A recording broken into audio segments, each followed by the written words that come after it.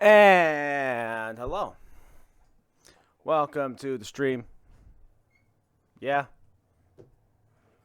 Alright, let's go ahead and press a button. Press start button to resume game, because that's what we're doing.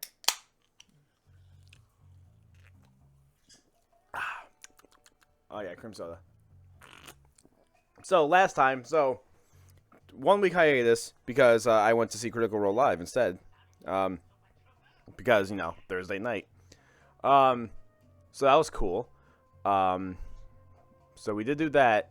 But the week prior, we finished Legacy of Kain 2, and then started, Sly 2. Well, Legacy of Kain Soul Reaver 2 specifically. And now we started Sly 2, the game I wanted to start. And we did a lot, but now we are doing more.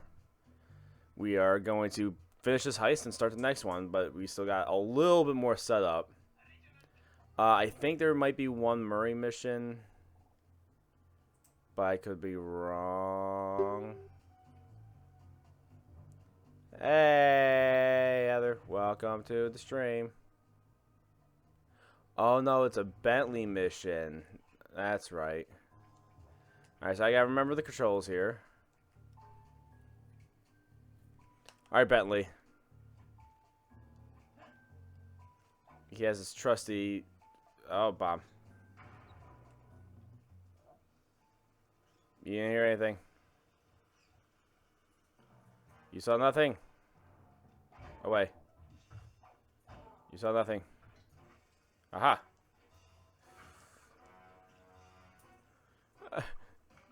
This shows just how bad Bentley's stealth is. How bad Bentley's stealth is. First time out, he already pissed off everybody. Not really cut out for this, huh? That's why you're always the man behind the screen. Alright.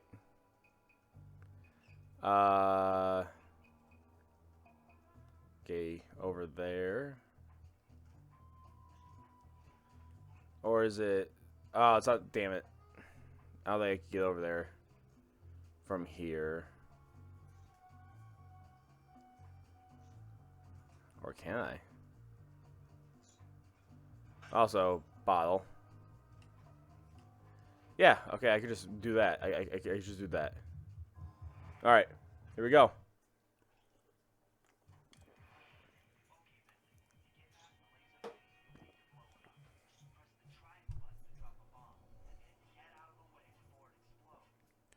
Triangle button for bomb.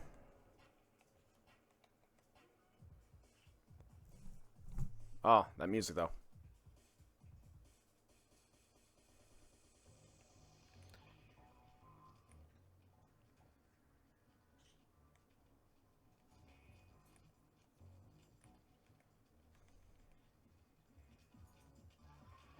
So you have a crossbow, but you like don't actually shoot it?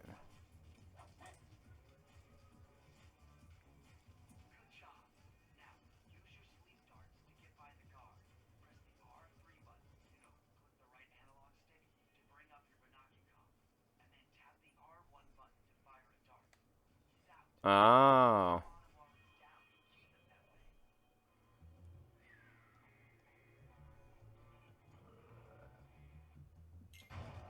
Ha, you dead. 2 birds with 1 bomb.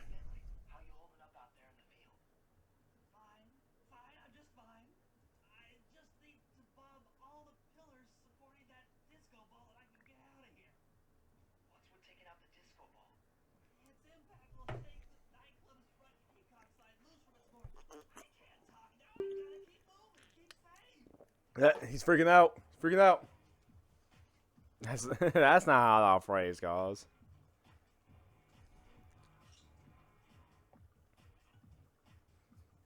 Oh, but that's what happened.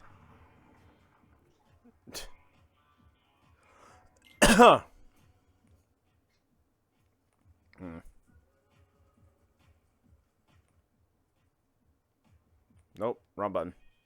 Pew.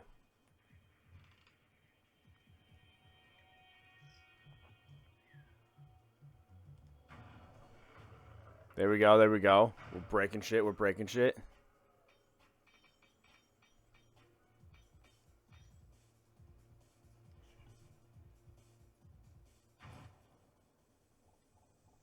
You didn't hear any of that.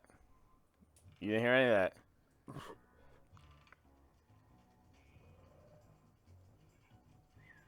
But you are about to die. So that's pretty cool.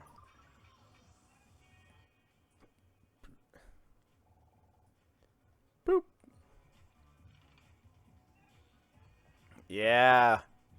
Sleeping on the job. Sounds pretty irresponsible. Now you're fired. Because I got engulfed in flames with a bomb. Anyway. Let's destroy more shit. Hey, Moke. Welcome to the stream. Yeah. We're slying. Actually, we're Bentley eating.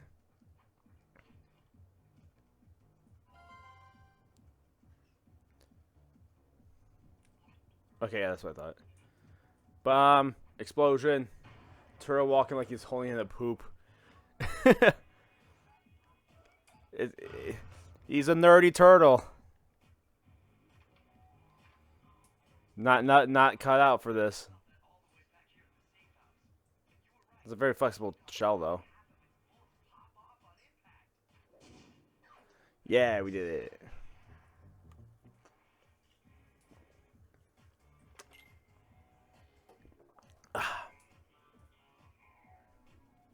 Yeah, hi, how are you doing on this fine Thursday retrospective day?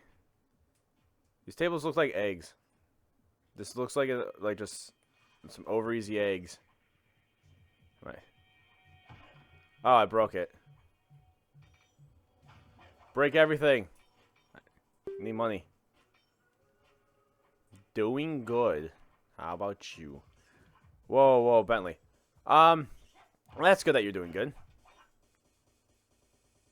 The shadow over here is a little scuffed. I've been doing good. My brain's been a little bleh. My chemicals are a little off, but I'm dealing with it. We're over here enjoying some yeah, this is my game. I made this. No, we're enjoying some Sly Cooper. I was pretty excited about starting to play this, and then like that last week I had to cancel because of Critical Role, which I mean that was a fun show, and being able to see them live is awesome. So yeah, then now that we're back playing some Sly, pretty happy about it. Yeah, I'm just destroying shit because it gives me coins, and I like coins.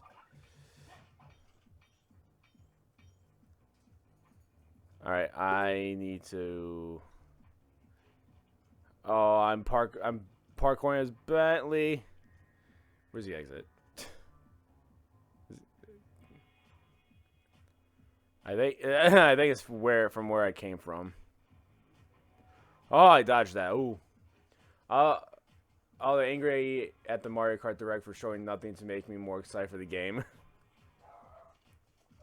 Yeah, that's what a lot of people were saying.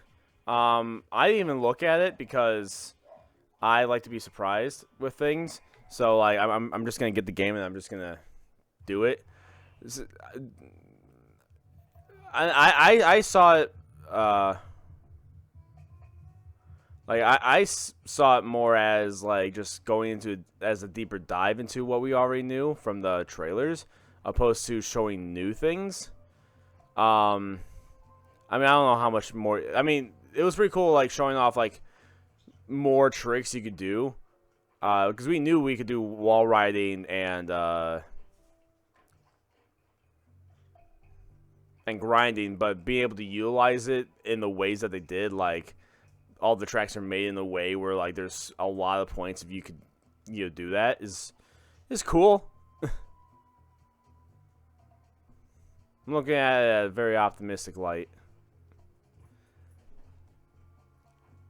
I know a lot of people want to get some new stuff from this direct because they made a whole direct for it. So like, why wouldn't we get new stuff? But I'm fine with them showing just extra shit. So, I mean, system launches in general, no matter how much you are like excited for it, could be sketchy. Because you don't know what state the system's gonna launch in. I trust Nintendo to launch a decent product. To not have like defects.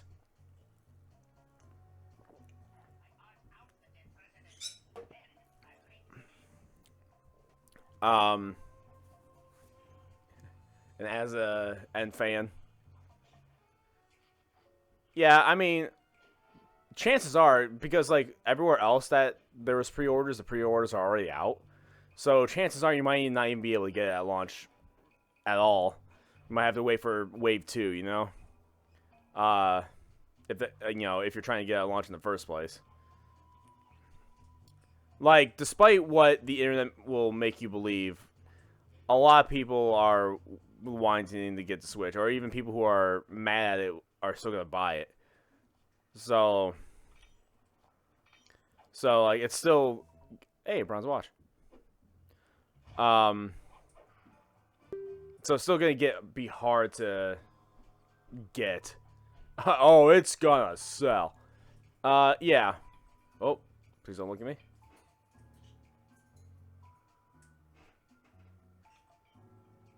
Come on, come on, come on. I want to steal from you and kill you. Nope.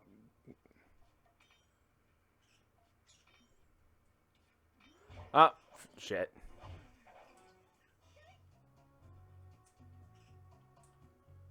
Is that a... Oh, no, that was the gun I was saying. Like, does that guy have a bottle on him? No.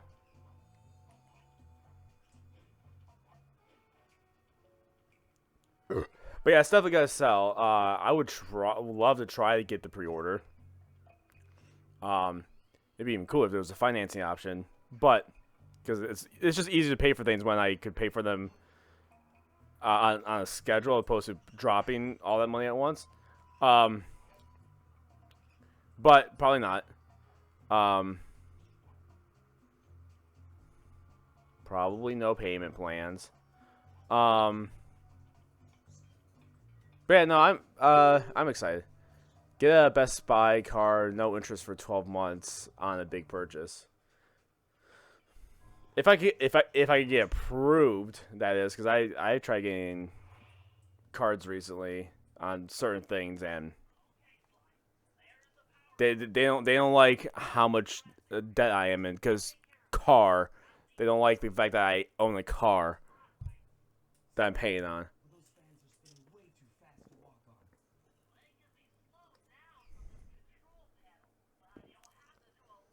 But I could definitely try for that card for the Best Buy.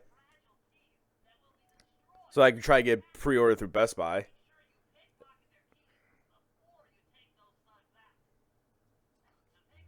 The only thing is I don't like I used to love going to Best Buy, but I just don't anymore because of like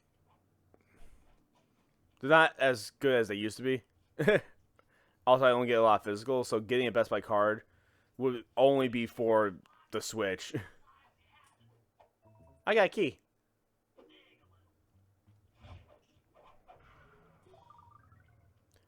Um. Oh, I gotta get 6 of them. Okay, well.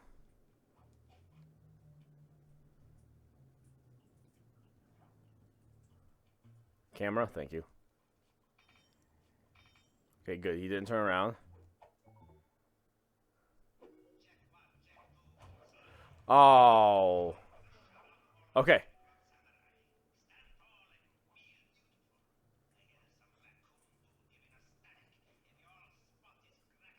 Some raccoon dude.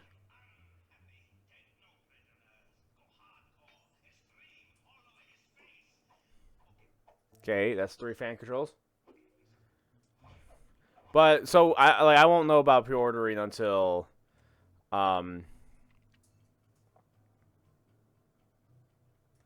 until Nintendo actually sends us the email for the US of A. Yeah, I am just unsure. I definitely want to play DK and the best version of Metroid. It would definitely be the better version of Prime 4. And then if you get the bundle with Mario Kart, then you have Mario Kart for $30 less than you would get it otherwise. Which is a nice deal. And I personally, I know you might not be, because I don't know, like, I know you like classic Zelda, but I don't know if you've, like, into, like, especially not as me, but also I don't know if you like Dynasty Warriors style games, so there might be a double whammy. But I'm excited for the new Zelda game, too.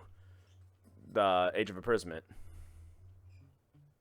So, oh, I pressed the wrong button. Fuck that up. Ah, never played Dynasty Warriors. Have you played any of the Hyrule Warriors games? I immediately fucked that up. Shit, now I'm down here.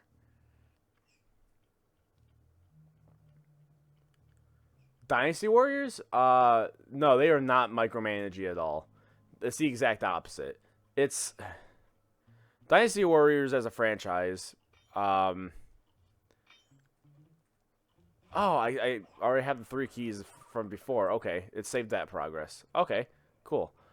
Dynasty Warriors as a franchise is a hack and slash army game. Like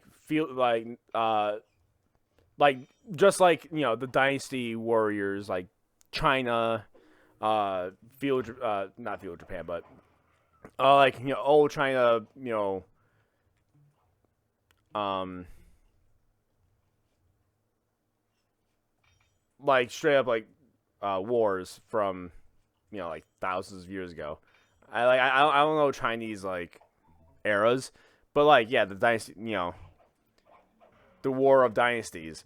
And it's just like it's just you're one dude, and you have captains, and it's all about like taking control, but you're essentially just killing thousands of dudes. They do like KO, but yeah, you're just killing thousands of dudes, and the Hyrule Warriors is the same thing. It's you trying to like doing battles and wars and trying to you know take over bases, kill a bunch of enemies, and win. Usually after taking over enough bases, being able to get to the whoever the leader of that fight is, and once you take him out, then you win. But there's lose conditions as well. But the Hyrule Warriors obviously has the Nintendo polish. Nintendo wasn't just like, hey, here, make a game. They're like, hey, here, make a game, and also we're gonna help so you don't fuck it up. So that's nice. Which I think helped with because the recent Dynasty Warrior games weren't like great when it comes to being polished, or in general. But I think them working with Nintendo, them bringing back Dynasty Warriors through Origins, and that actually being a really like good polished game. Like I think they got definitely like them working with Nintendo definitely stuck with them. But yeah, it's a hack and slash game and shit. But this one, so like the first Hyrule Warriors was 100% not canon. It was just a fun whatever game. That is like a timeline merging thing, so that we could play with as a bunch of characters. The next Hyrule Warriors game was Age of Calamity, which is a more so of a what if story of like how the Calamity went. Like it was mostly canon in a way up to a point, and then it like went off the rails.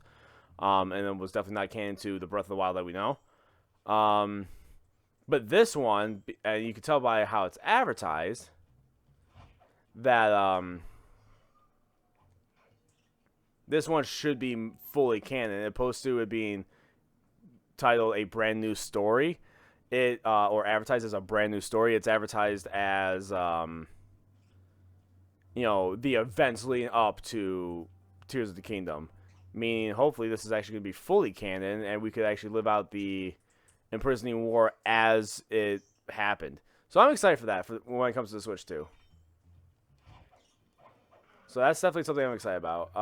So new Zelda, new Metroid. I haven't played the other. I played the first Metroid Prime. I haven't played the other two. So jumping right into 4 might be weird. But that's exciting.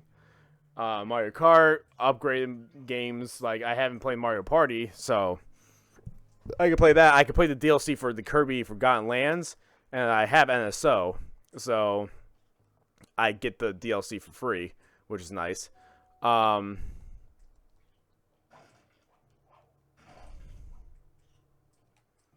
Where's the last guy that has the key? Um, GameCube being part of NSO is nice. Have Kirby never played that. At least I played the Kirby game. I never played I haven't played the Mario Party, the Jamboree, so I would be excited to get that. But I would definitely want to play the DLC of the Kirby game because I finished that. But then, free DLC. So would that give me 2 Switch 2 games off the bat? Yeah, if you have NSO, you automatically get the upgrade versions of these games. So like the Kirby game, you get essentially DLC for Kirby. Yeah, essentially. Kart if you do the bundle, and then Kirby if you do the you just get the upgrade. And I know you have NSO, so it'll be free because you're already part of the subscription. Also, welcome to the stream, Julie124. I'm gonna replay just about every Zelda game on the Switch too. Now that most of them are going to be available there. Yeah, because you got the NSO that will give you Ocarina, Majora, Link to the Past, Minish Cap. Link's Awakening has the remake. You got, Breath of the Wild, Tears of the Kingdom. There's you got a lot of Zelda options. And now OG Wind Waker, the HD version on the Wii U is better, but the OG Wind Waker will be on there. And you could get the Switch version of Skyward Sword. The only 3D Zelda we're missing. The only 3D Zelda we're missing is Twilight Princess on the Switch. I have it on Wii U, and I still have my Wii U, so I'll just do that. But if you're trying to play as many Zelda games as you can on one system, yeah, Twilight Princess being the only 3D Zelda one, and we're only missing a couple 2D Zeldas, I think, unless if Oracles of Ages and Seasons are on there, and I just haven't noticed. But then we're also missing. No, I think those are the only 2 I'm thinking of that we might be missing. I don't count Triforce Heroes because that one's bad. Where is this last guy?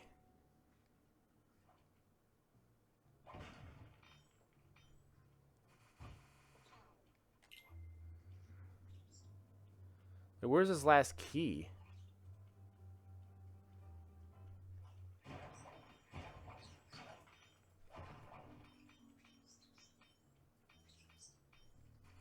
Ow. And then, Echoes of Wisdom is another one. That's specific. And didn't they say Echoes of Wisdom would run better? I don't remember, but probably. I probably won't go. I mean, Echoes of Wisdom was a great game. I probably won't go back to it though. I don't think I will have another playthrough of it. I might go back to it. I don't know.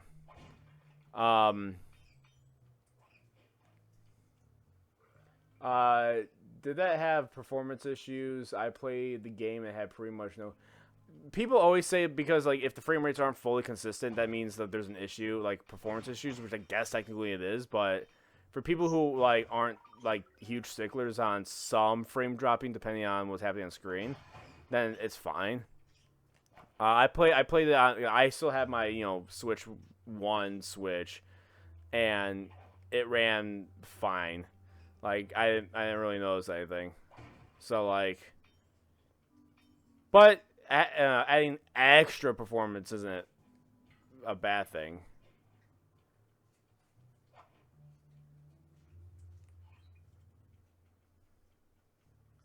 All right, well, where am I missing this key? It's clearly not on a guy because there's no guys left. The only thing I could think of is under these tables. Which, no, I'm wrong.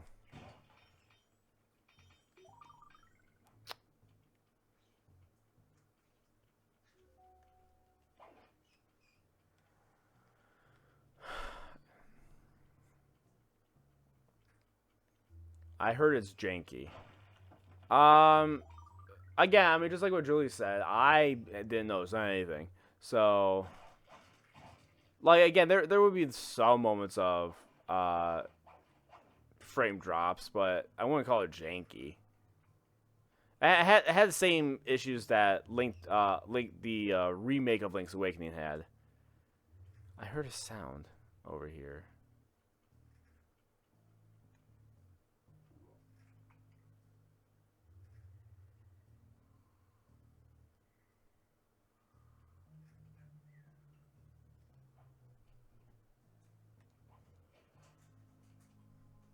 Oh, he's up there. How do I get up there? That sneaky bat. I mean, I was also concentrating on the Switch conversation. But yeah, no, like, audio clues. I think that's probably why they did that. There we go.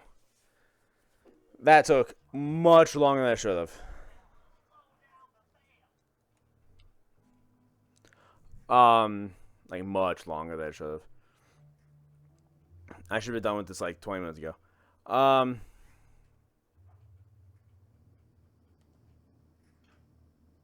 yeah, we gotta watch him do all 6 of these.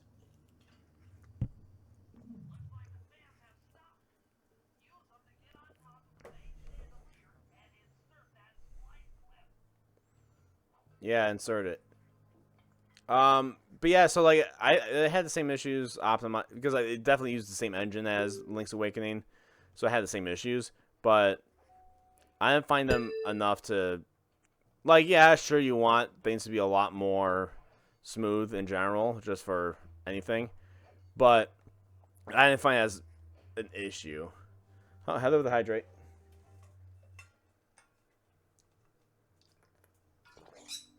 But getting better performance, no matter what, is fine. Like, that'd be cool.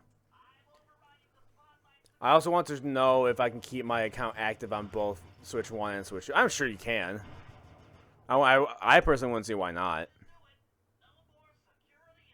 It's like, logging into your PS4, then logging into your PS5. So you just log in and ta-da. I think the only thing is that you're just not going to have access to the Switch 2 things on your Switch 1. But obviously. I don't see a reason why they would force you to not be able to log in to your Switch 1 anymore. Yeah, but Nintendo. Like, fair, but I couldn't see them doing that. It wouldn't make sense to do it. Like, sure, like that's extra work to make you not be able to play on your Switch 1 anymore, or be connected at the same time. That is.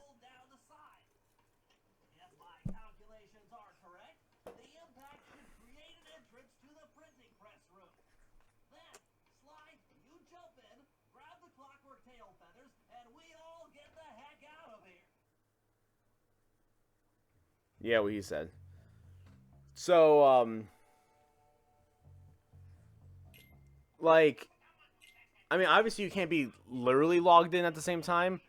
Just like on any other, like if I try logging into my account on a PS4 while I'm still logged into my PS5, then I get kicked out of my PS5. But just having access in general, I think we'd be fine.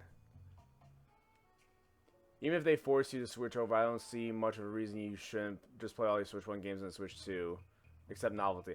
I mean, I agree. Like as a single Switch user, and if you give your Switch to somebody else and they'd have their own account, and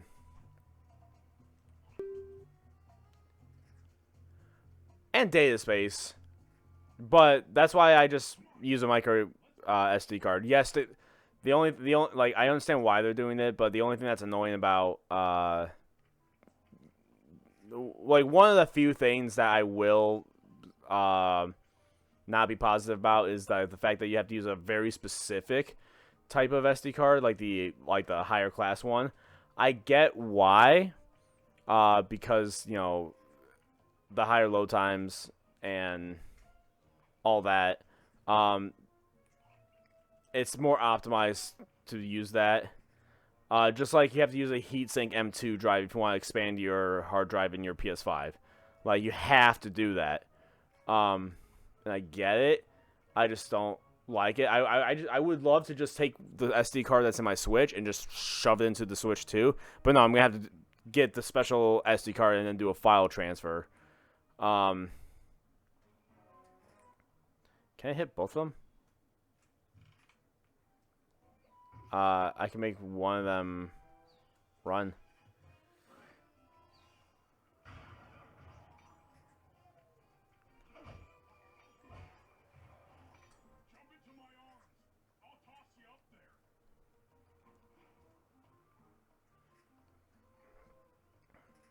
Alright, bro, okay.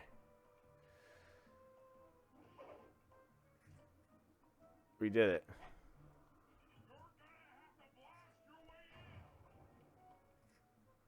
Alright, do it again. Also, don't tell me what I need to do.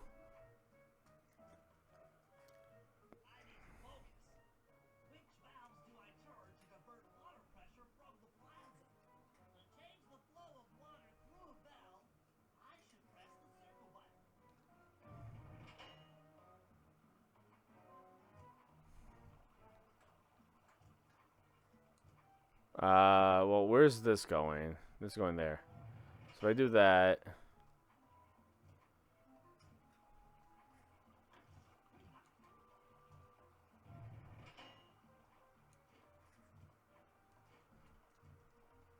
Would that do anything? Yeah. So yeah, that wasn't a puzzle because you just hit all of them once and they're where they need to be.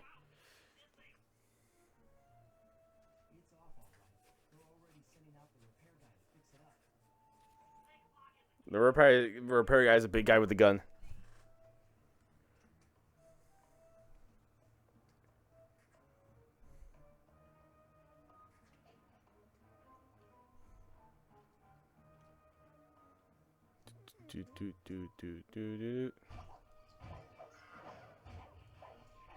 You saw nothing. You saw nothing. You saw nothing.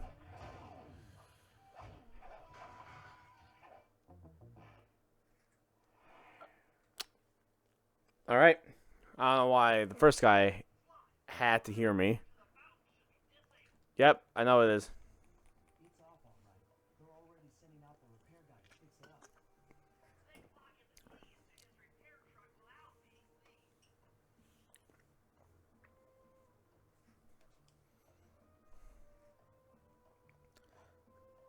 Okay, I really hate that I can't do this more quietly, like the first kill.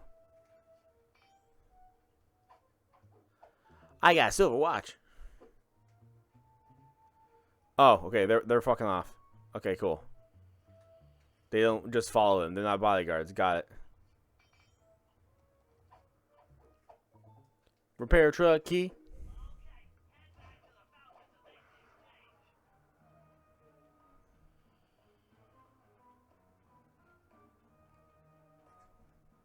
Hi.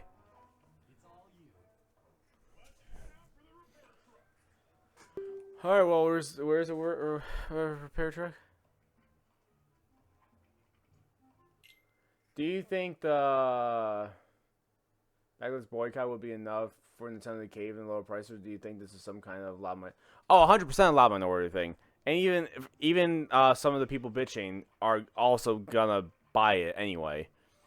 With the fact that pre-orders are sold out and it is the successor to the Switch, and is advertised as such, like people calling it the next Wii U, I don't think understand what went wrong with the Wii U. For the Wii U's sales to me not as high, which they still sold pretty well, but like obviously like it was considered a failure.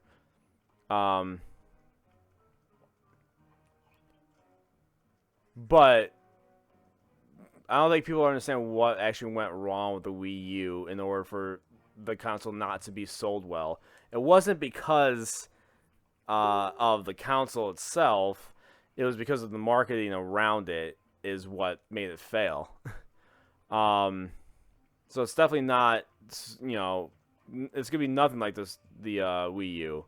It was definitely, the Switch 2 is marketed very well, and they've had a really good display, really strong games from the start, really strong features, and it's like what people wanted is a more powerful Switch, and that's what we got, plus some extra features and some cool games. Like, I think in general, it's gonna appeal to a lot of people. Oh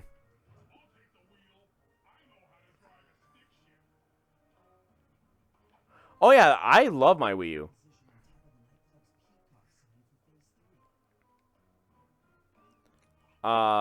Like I mean, like what I was saying before, like I have the HD versions of the um Twilight Princess and Wind Waker. Um, I've played a lot of games on it. I would love, like, the Switch 2 has better games when it comes to like that game's exclusive, or that console's exclusive. For sure. Like we didn't get a true fully 3D Mario game. Like we got Mario 3D World, but that was like, it's not the same as Galaxy and Odyssey. It's just not. And you can't argue it is. And then like the one Zelda game that we got that's not Hyrule Warriors, was a dual release with the Switch. So I mean, like they kind of, while I love the Wii U and I love the games that came out for it and all the things I did with it, they kind of dropped the ball with bigger titles. Nintendo won't change the price due to backlash. Oh, hello, the stretch. They only listen to money. I mean, oh shit. I mean, to be fair, I'm gonna stretch first. Oh yeah. To be fair on that part though, the 3DS dropped price.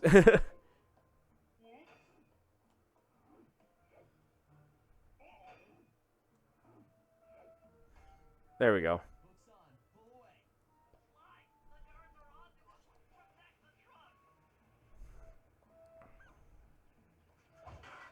Ow.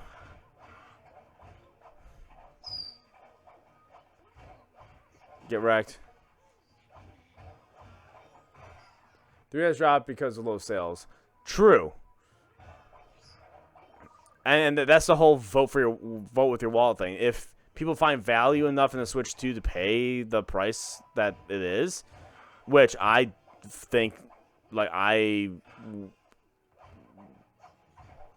think the value's there personally, especially with the PS5 being the same cost, and still the same cost. Oh, did the truck get destroyed? Shit. So if people find value in it, like it's gonna sell. If people don't find value in it and it doesn't sell, then yeah, you drive up the price.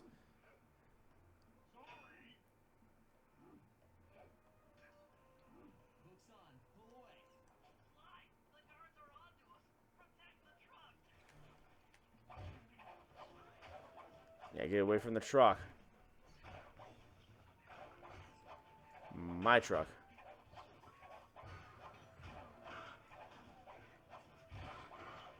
Now get away from it. Stop hitting it.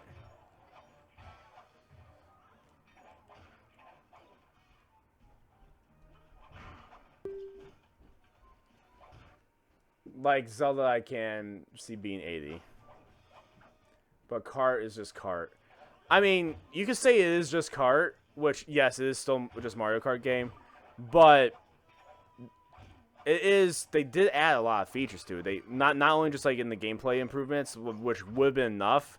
It would have been more so of a $70 game if they did that. I think what bumps it up to the 80, which yes, again, I don't want to pay $80 for games, but it is what it is.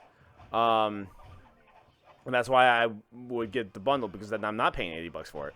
Uh, I think what pushes it is the open world part of it, the tour, the world tour part of it. I think that's what pushes this Mario Kart above the other Mario Karts.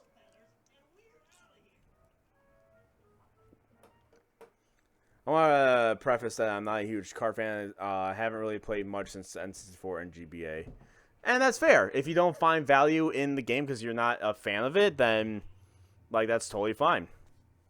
Then you say, hey, this game is not worth the money. To me, I don't find the value in it, and I just won't buy it. I will wait for a price drop or get the bundle if I want to get a game with my Switch. It's just the type of people who are like, you're an idiot if you get this new game, is who I have a problem with. The new stuff they added today didn't feel like $80. It really felt like a natural evolution in the game series. The world part just didn't feel sophisticated enough. I mean, it's their first time doing the world stuff and adding in the open worldness. As far as a kart racer goes, like I wasn't expecting the open world to be fucking Breath of the Wild. I like karting and partying. Both are fun things. Like yeah, like if like Jamboree was like $80, then like that'd be a little bit of a harder of a sell.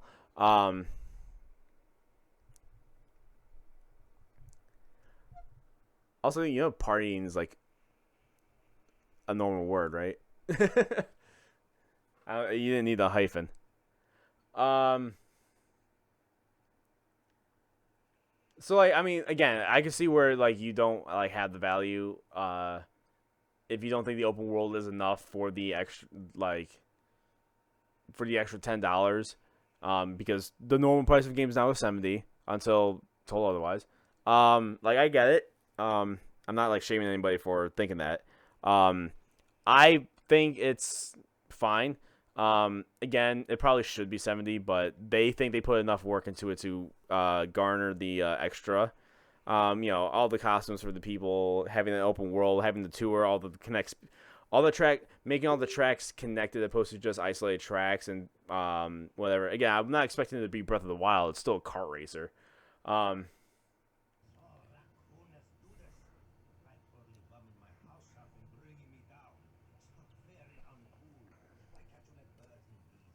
And yeah, I mean, getting the bundle.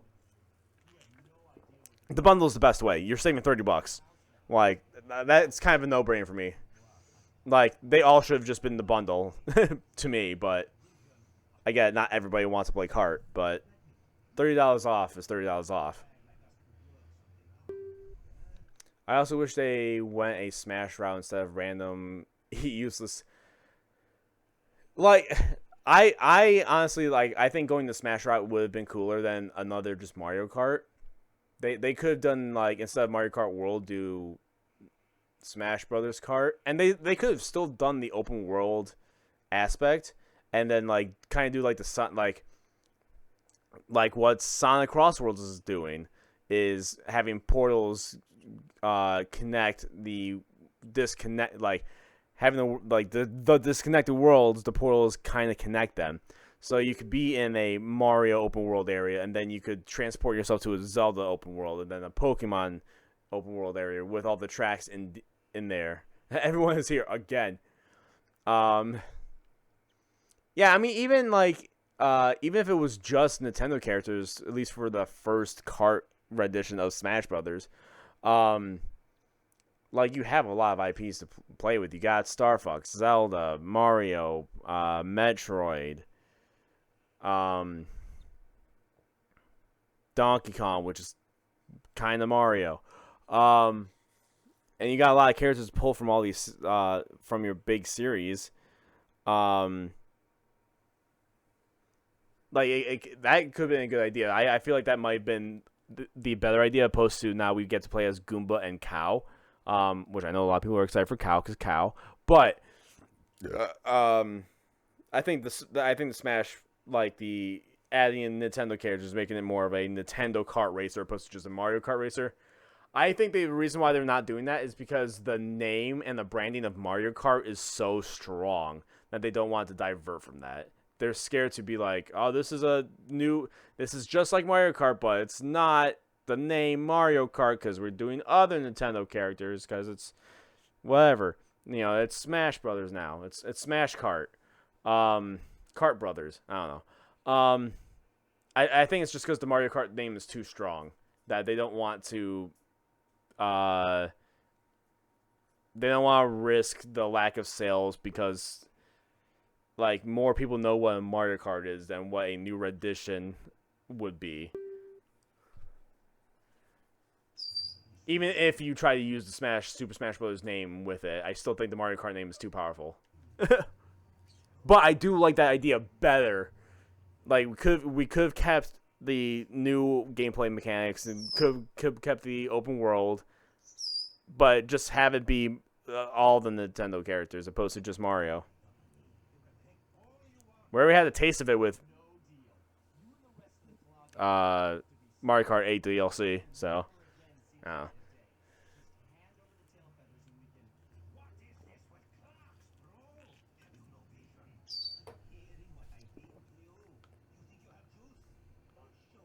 your vision is printing money illegally. Just saying.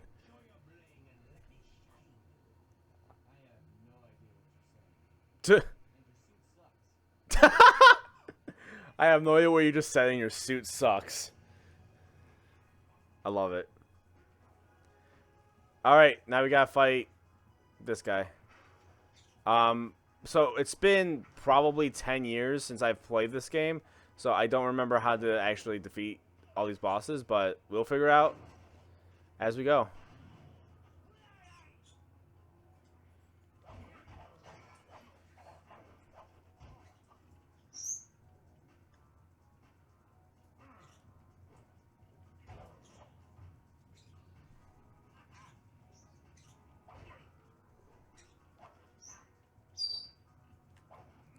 Is this one just like a straight up brawl match?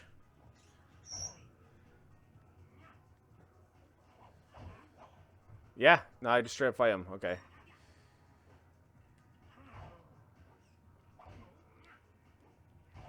I just gotta kind of hit him, back off, hit him, back off.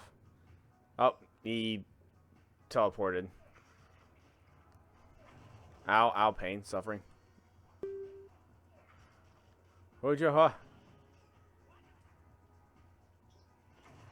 Damn it.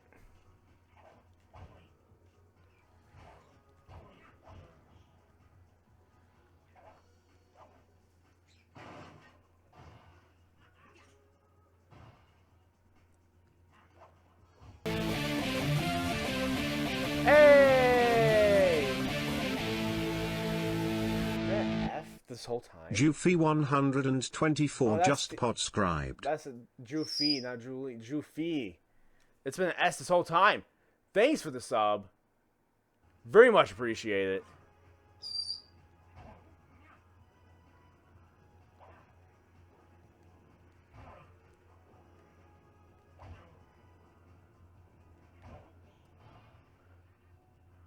Oh, health. Oh, okay. I feel a little bit better.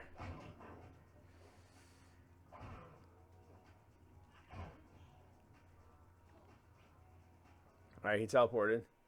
Love to support. I appreciate it. I appreciate any supports at the stream. I'm all about it.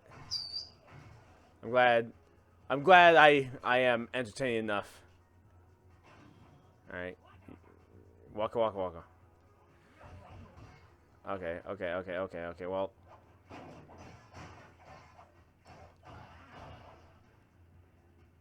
I need health.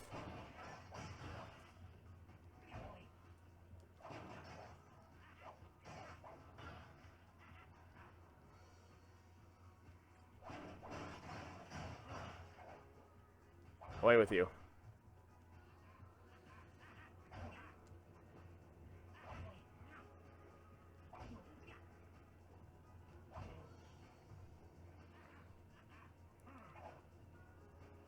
Okay, you know, I'll just do this without getting hit. He's almost dead. There we go. Woo!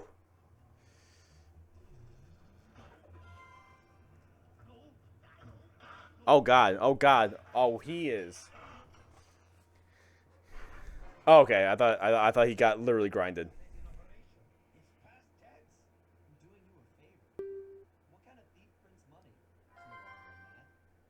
There's no honor amongst thieves, you know.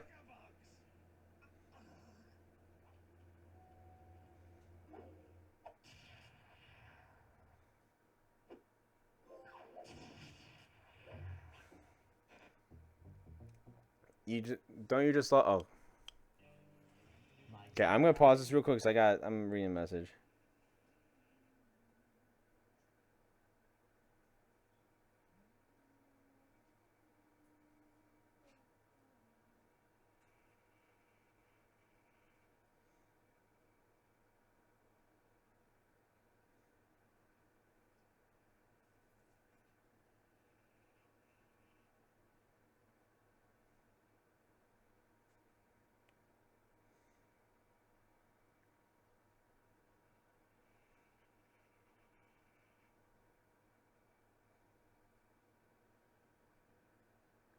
Okay, sorry, I had to read messages. Back to the game. The clockwork tail feathers were ours. Dimitri's counterfeiting operation was ruined. Due to the untimely arrival of Carmelita, my escape got... It's crazy to me that all the trust Nintendo has built up with us gets thrown out of the window and is forgotten about the moment they overpriced Mario Kart.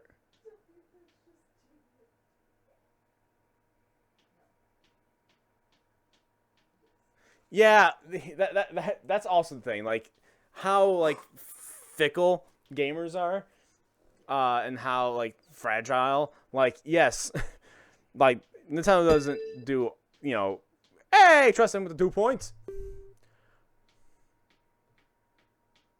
All these people, the same people who call for Nintendo's death, are still gonna buy it. I mean, also true. I mean, not everybody, but yes, there are definitely a good handful of them that would be like, "There's a bullshit. Drop the price." Like the people who keep like type drop the price on every single Nintendo post ever, are still probably gonna buy it. Yeah, if they're that dedicated. But yeah, like the fragility of gamers, like, oh, this is $10 higher than what I would want it to be. I hate this company. This is the worst company ever. I'm gonna now find some dirt on them and make this company seem even more worse than all what it already is to me. Like it's insane. Like how like what you said, like all the trust. Nintendo makes fantastic games and their consoles are, even the ones that don't sell, are still fantastic consoles. 98% of the time, you got Virtual Boy, but we don't talk about that. Like they do a lot of good stuff. So anytime something that is not great, something that they don't exactly agree with, now all of a sudden Nintendo is Apple, and they are the most corrupt, greedy piece of shit company to ever exist. Yada yada yada, whatever. Like it's absolutely insane. Like what can trigger these kind of people? Like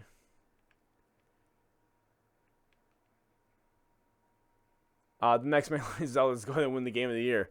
Yeah, it'll be great as long as the game, like a outlier like Baldur's Gate doesn't come out, then which Baldur's Gate is lightning in the bottle type game. Like Larian did a really fantastic job with Baldur's Gate. I still voted for Tears of the Kingdom, but I get why Baldur's Gate won. Also, like I have no actual stakes in the Game Awards. Like I'm not, especially like after the shit that they pulled last year, and like there's a lot of things I don't like about it. I didn't even watch it last year, but the Game Awards isn't the only award show out there anyway.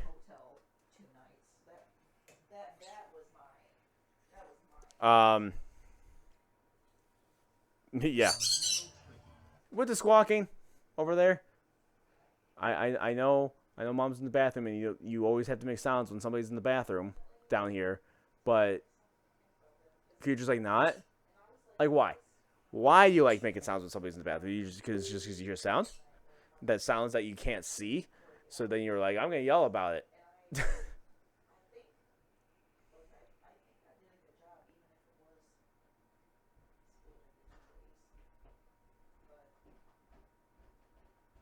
I'm just staring at birds now.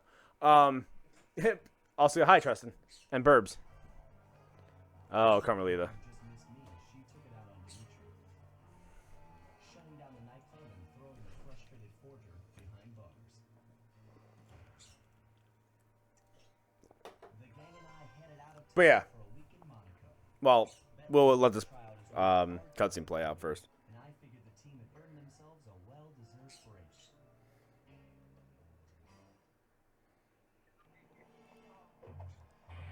Okay. But yeah, Juffy, I definitely agree with you. Like Nintendo has done so much more good, and being just how like fragile gamers' trust are is absolutely insane. Another clockwork party focused in India, so the boys and I loaded You could not like a decision, but making them out to be the worst company ever because you don't like a certain decision is wild. a self-made man who grew up poor on the streets of Calcutta. He started his life of crime selling illegal spices in the black market, eventually growing a small outfit into a Spices. sizable operation, and earning himself a Illegal start spices. in the claw game. He's since crowned himself Lord of the Hills, and while he goes to great lengths to convince others of his royalty, it's mostly to convince himself. True to form, he's holding a lavish ball in his newly purchased ancestral palace.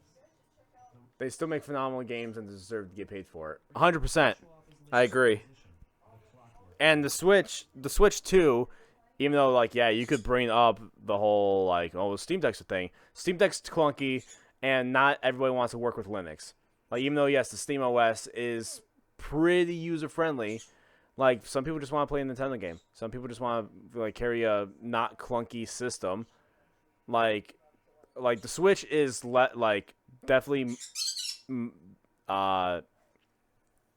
has a better feel than a Steam Deck does. And the Joy-Cons having the extra stuff and just being optimized to be user-friendly is nice. I'm not saying the Steam Deck is a bad product. It's not. But people saying, that just to get a Steam Deck is not looking at it the right way. Or the people who do like, oh, well, I could just emulate the Switch 2 games on the Steam Deck are just awful people. So I don't like those people. Again, and I always have to preface this: emulation of old games that are not in circulation, fine. Piracy, and then stealing games and then emulating it on current systems, I hate it. Piracy and emulation of old games are two different things. Also, I want to play Nintendo games on the go with friends and not have to pirate my games. Exactly. The symbol of my enemy.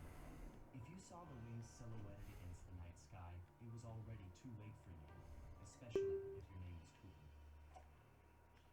Cooper. Pirates deserve to walk the plank. The genre Just like what is Moke said. bringing prestige, and maybe they will. Walk the plank. They're also bringing me. If you're fine with emulation, if someone were to dump their own games, and by plank I mean smash them over the face with a 2x4, instead of walking the plank, they get planked. Yes. I'm more so fine with it. I still don't like it really, but Hacksaw Jim Duggan style, because I said that's funny. Because it sets a bad precedent, like that you could just do that. Like I still don't like it. Like I'd rather have people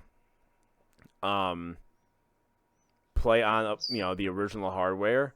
But it's more morally right to at least buy the game and then rip it and play on PC or Steam Deck than it is straight piracy. I'm still a little bleh on that, but at least you're paying for the product that you're playing, opposed to straight up stealing it. Like, it's better. I still much rather just use OG hardware, the hardware that's made for the games.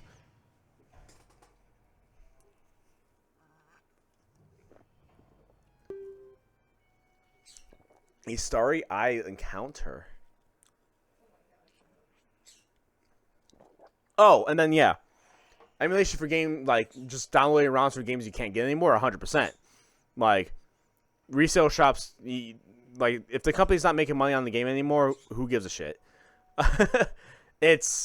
And also resale shops like to gouge prices for no reason. Gaming is like retro gaming is expensive, so emulating that stuff, like I could not care less if you emulate a game that's not. If the money's not going to the people who made the game, who cares? It's the stealing of games that are in circulation that the creators would get money for. That's the difference. Yeah.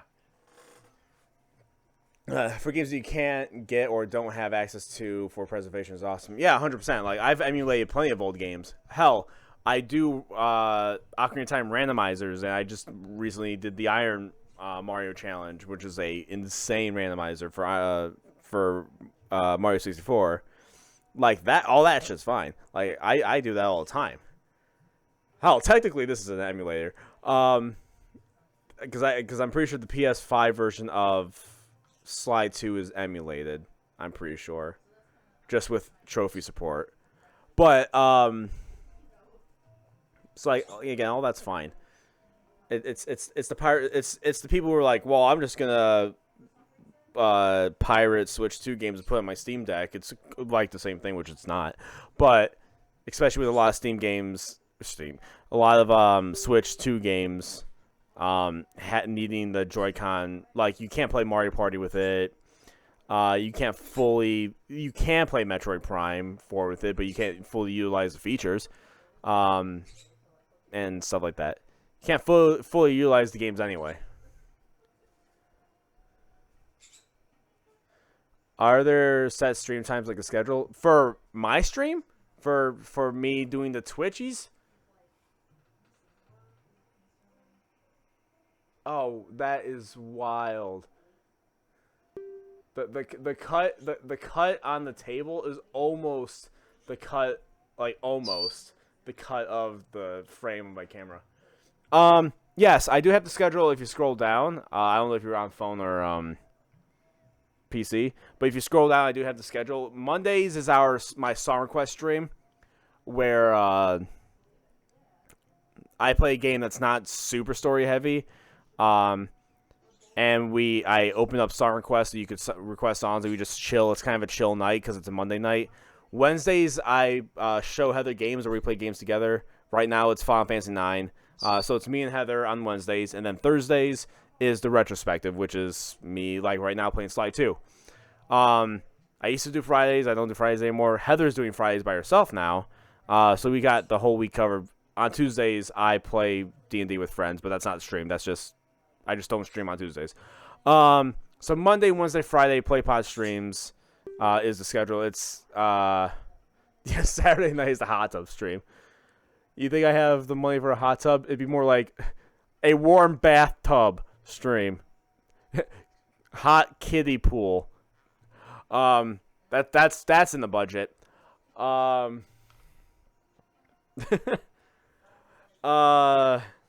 And it's 7 p.m. Central Time, so minus 6 GMT, or whatever the new letters are, or whatever.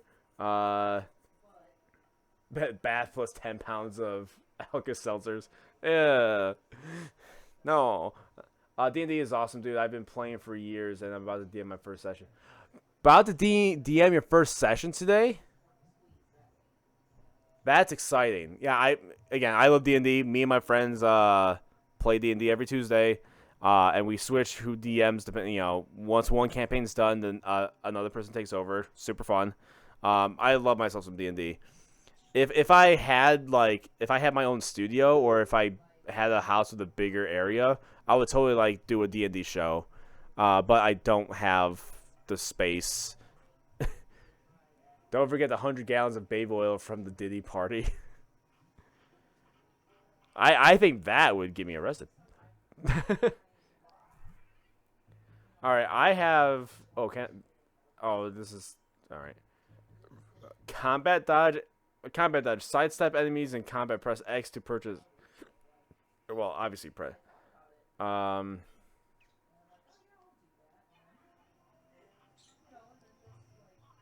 We played the Dragons of Stormwreck Isle in like 12 hours. Damn, I'll make sure to hang around in more streams. They're joking about the bath stuff, by the way. I don't do bath things.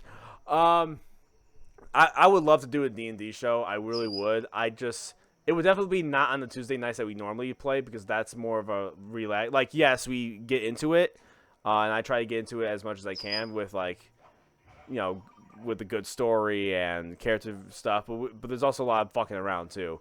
That I would do a separate day for a D&D stream, but I would need the room for it. I just don't have the room for it. Like I have the room for us to play personally. Like it's behind the green screen. You can't see it because it's behind the green screen. So I have the room for that, but I don't have the room for like I would want the Critical Role setup, I would want it to be the 3-camera setup, one on DM, one on one side of the table, one on the other side of the table. Oh, the 4 cameras because one on the whatever battle map, which I use a TV for, which is also kind of hard to do.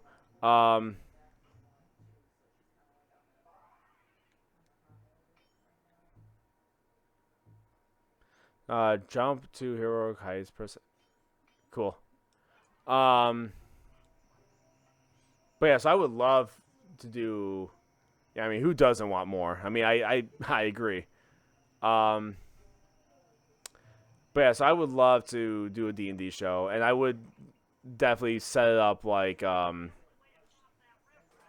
Critical Role when it comes to production. But I just don't have the space for that. I could make it a podcast, but in order to have like a stream D&D show, I'd want 4 cameras, which again I have the capability of doing. I just don't have the room for. Like,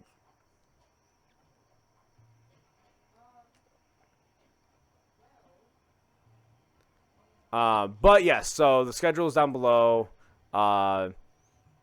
Sometimes I do stream outside of schedule if it's like special occasion or if I'm feeling like it.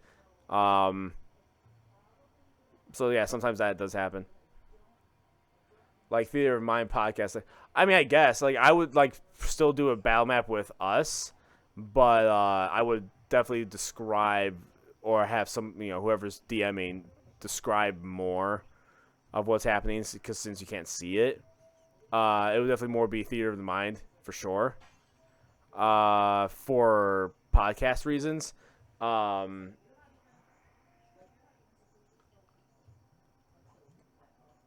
But yeah, in general, he looked at me. In general, yeah, I'm not gonna be able to stream D&D until, and it would be a separate day than our normal D&D, until I get more room to do so. If I ever get more room to do so. I've got Discord notifications enabled, so I'll know anyway. Oh yeah, I appreciate that because yes, I do have it on Discord stuff. I should update my Facebook every time I start streaming, but instead I do it for other updates. Okay, while you guys watch this cutscene, I'm gonna grab a drink, but I'll also be watching the cutscene. I almost knocked over a table. That's fine. No one saw that. That was off frame, which means that it didn't actually happen.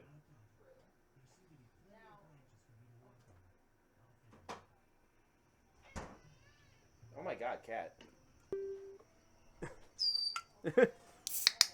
Alright, I went from cream soda to just normal. Oh, why? Why? Why? Why would I get spawned right next to a guy? I mean, I guess he was walking. What? Hey, if you're so talkative, say hi to everybody. Yeah. Do it again. Yeah.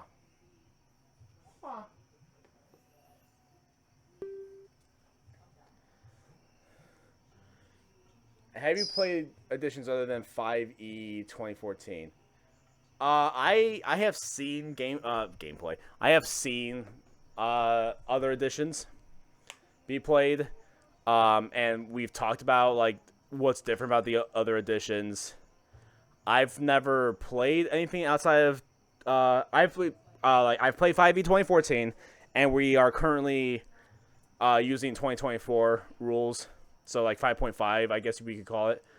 We are currently using 2024 rules, unless if we want to use a 2014 rule because we like it better.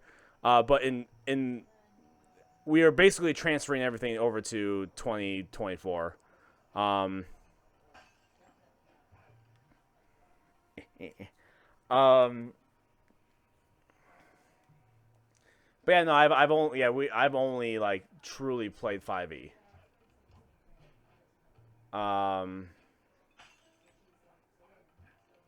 Where am I going? I'm just jumping around.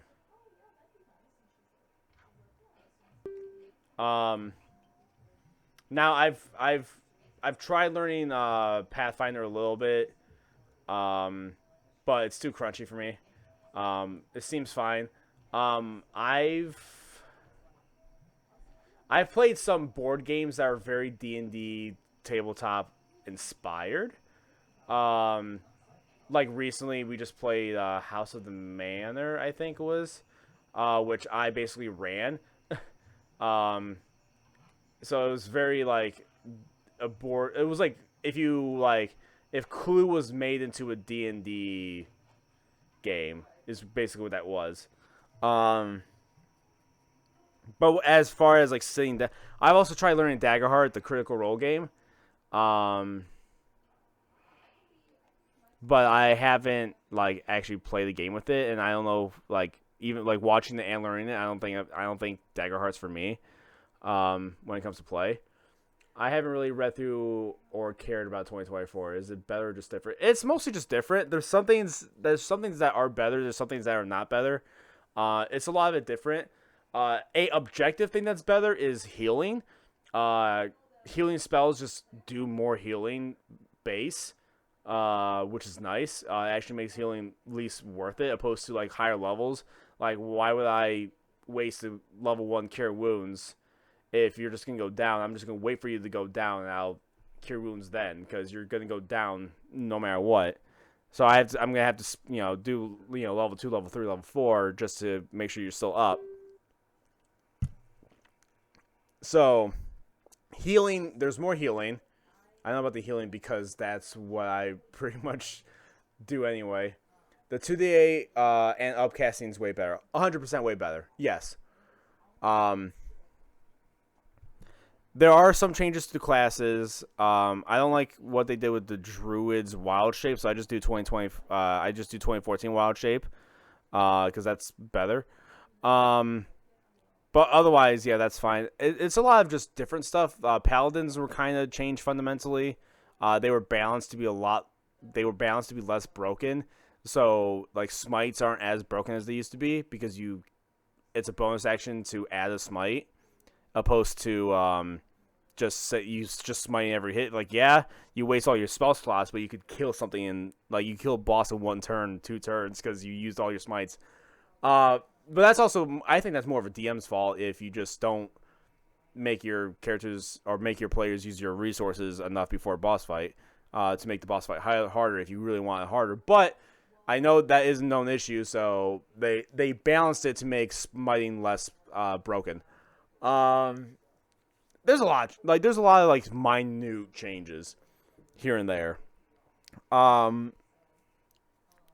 lot of that I find better, or like I could deal with. But yeah, like we got the books. I got it on D&D Beyond, so I have it there. It's a lot of it's mostly just different. It's balanced. It's also balanced in a way where they know that people are going more of a narrative route with D&D. So it definitely helps with that kind of shit too.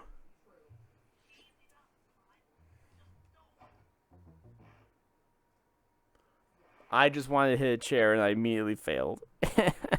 Immediately. My ADHD took over. It took me 3 seconds to fail the mission because I'm like, hey, look, chair, I hit it. I failed immediately. Wow.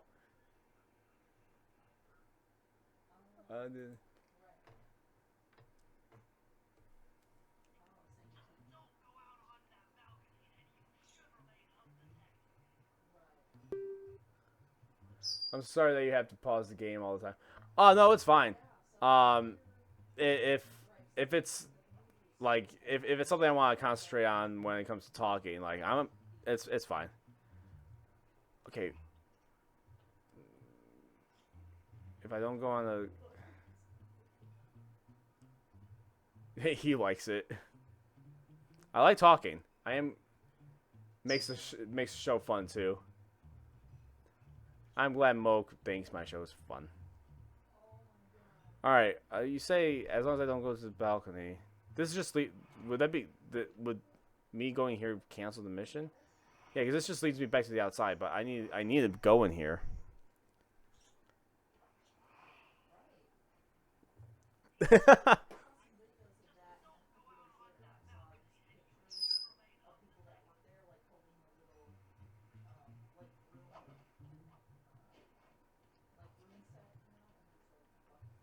Okay, don't go on the balcony. You will remain undetected. Oh yeah, they just want me to take pictures. Duh.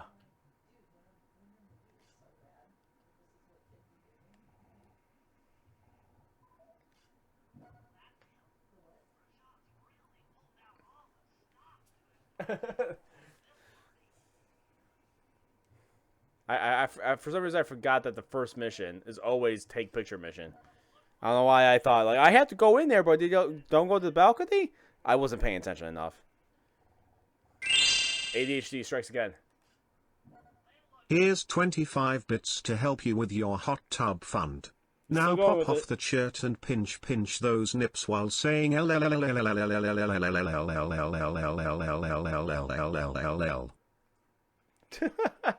Thank you for the 25 biddies.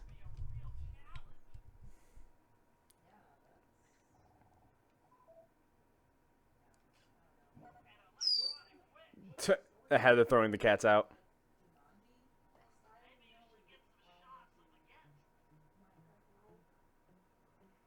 All right, so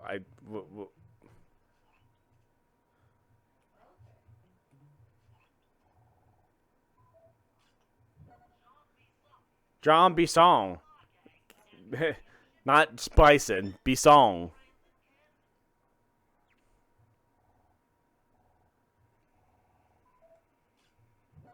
Bird.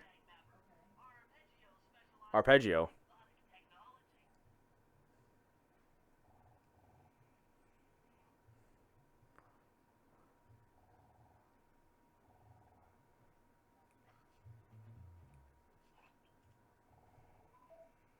Oh, Contessa.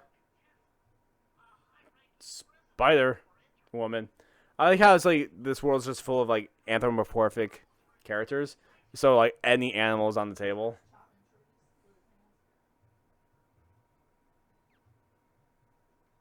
All right, Nyla and Carmelita. I'm waiting for.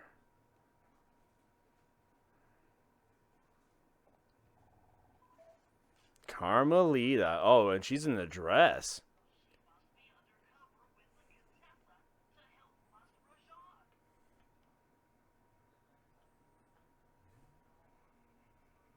Carmelita showing some leg.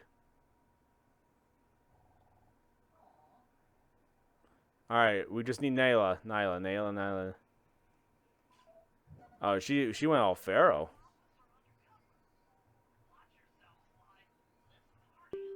Thank you! We wanna see it happen, man, just like the guy in the other corner said, pop off the shirt, pinch those nips saying oh no, Mocha's got other people to do it. Oh no. Also, thank you for the 100 biddies. been a while since we've heard the Beetle thank you. Stealing the clockwork wings in the middle of a crowded ballroom is going to take some serious Mr. Moat got others to do it. Squad of undercover cops only You're make starting something. complicated. Although, we might be able to use the Oh, Carmelita in the hot tub though. Come on, but no matter what we do in the ballroom, talking about hot tubs. later we'll need to deal with Rajan's security chopper. Murray can take it out with some of the local armament, but he won't be able to until Sly lowers the drawbridge for him. Yeah, the pod rage. I had that emote, and then I saw that that was a preset thing for Twitch. I'm like, well, the angry face shaking just makes sense. So I'm like, do it.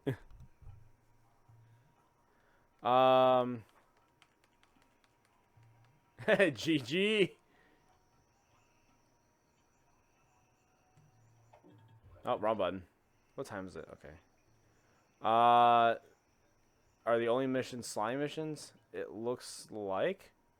Ballroom dance party, lower the draw. Okay. Well, let's lower the drawbridge first. That feels like a good start.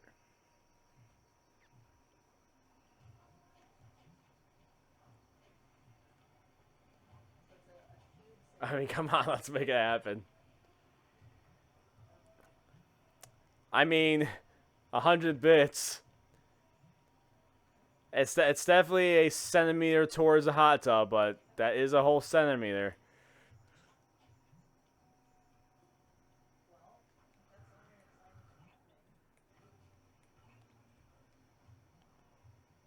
Is this one lower the drawbridge? Okay, I'm literally right next to it.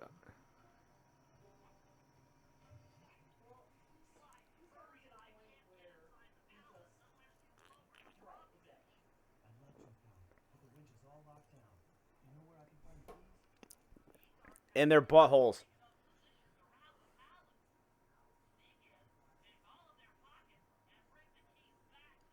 I'm gonna pick their pockets and then murder them. You forgot about the me murdering them part. You can't forget the me murdering them part.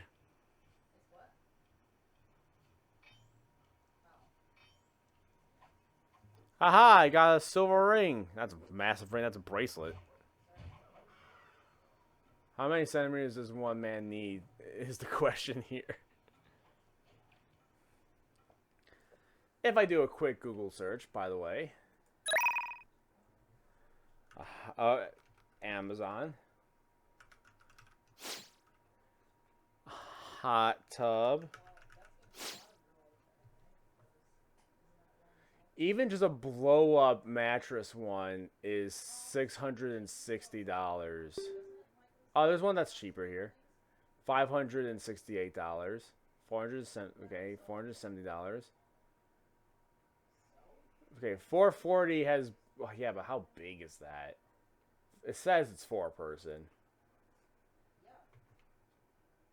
Anyway, we got 1.25 centimeters so far. Hey, butterfly! Welcome to the stream. For some reason, I didn't realize it was butterfly for a second. I just absently-mindedly thought "heyo" as a penis joke to the centimeters thing, but I almost fell.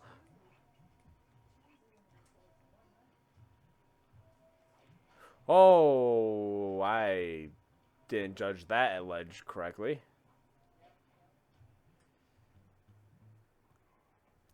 Take you. Murder. Alright, that's not exactly how I want that to happen. Oh, how am I going to do this?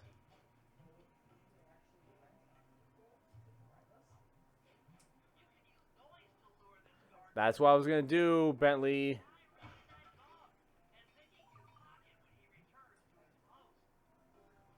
Ring and go. Oh.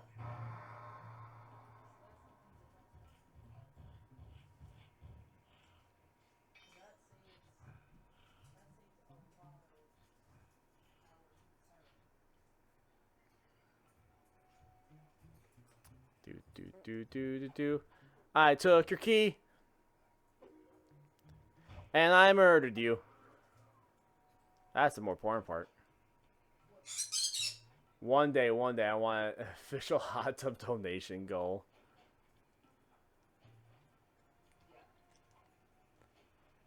Yeah, because everybody wants to see my average body.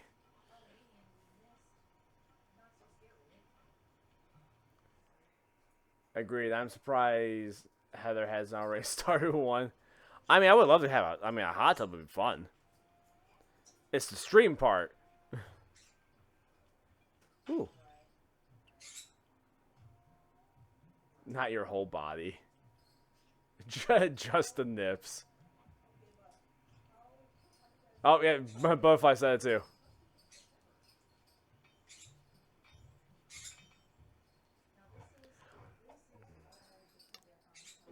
Okay, I grabbed it before he hit me, so that's nice.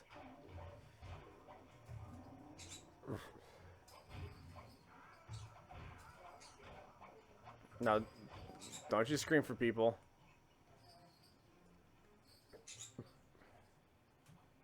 Bounce. Bounce. We're bouncing out of there. In the future of mankind. It's an investment in the future of mankind. It's definitely an investment. If you use it more than just stream, I think it counts as a business expense. You can write off on your taxes. If I do it for at least one stream, it's technically a business expense. I could write that off.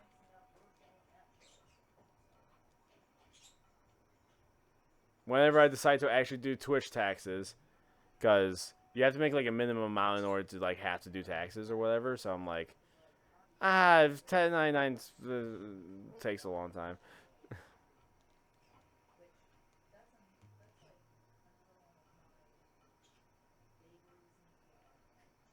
Okay, I need to go over there.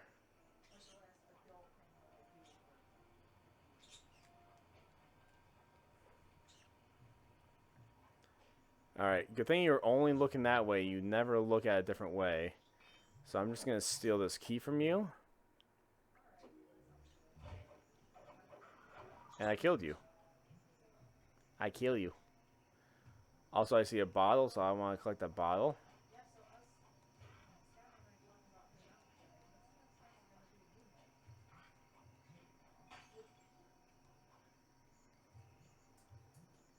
Alright, what the fuck is that? I say, why was that so large there for a second? That's what she said. Okay, climb, climb, climb. Yes, yes, yes. Ha ha ha ha.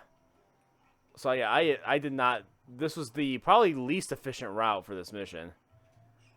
Because I just like I see a point and I go to it. I didn't actually like look at all the points and plan them out in a line. Very inefficient.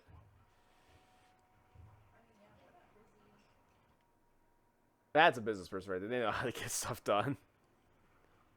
And then jokes.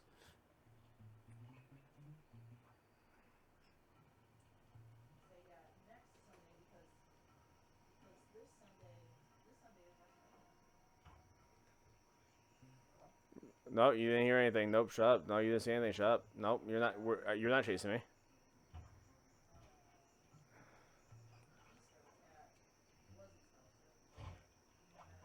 And dead.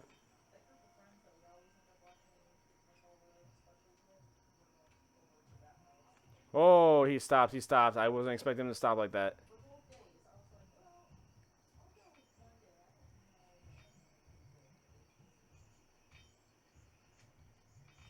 Oh, you have so many coins on you. And a key. And, oh, I missed. And your death. There we go. Holy, what a save. Yeah, I like to think I'm good at doing that.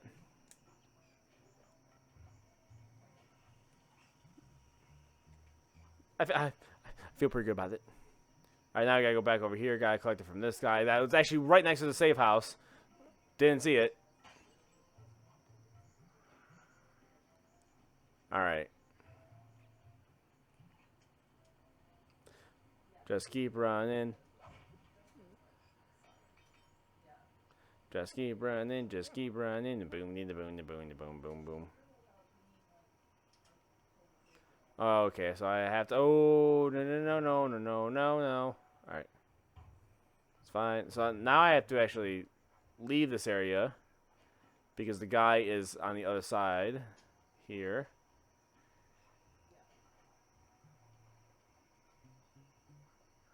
Steal, steal, steal, steal. Why do you have so much money? Try and fish for this key. Alright, now back to this. Gotta jump over here, do jumpies over here, jump over here. Jump on there, do a wall climb, have my cane in my mouth. Oh, you didn't see shit. Oh, God. Ow. I say you see nothing. Oh, Jesus. I got flung. Alright, he stopped.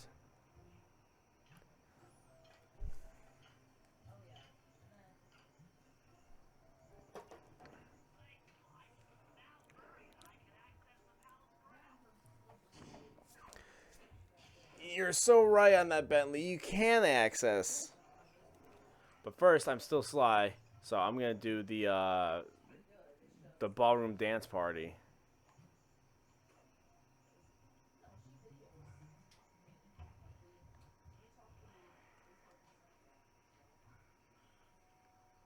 Okay, we walk over here. And then I go over here. You do a die. Ha ha ha! And then we do a ballroom party.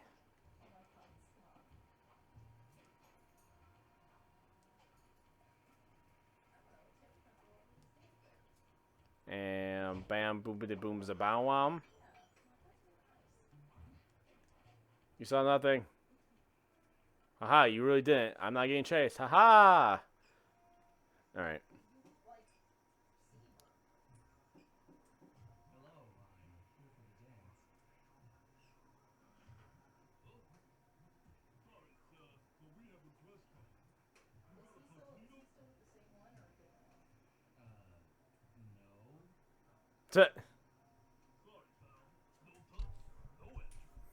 Well, shit. Now I gotta get dressed up.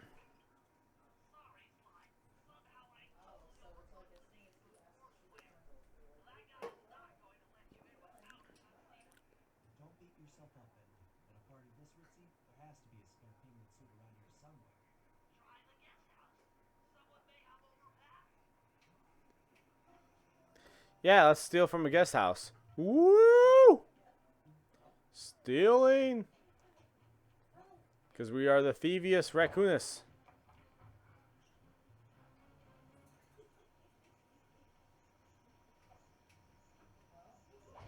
Bye.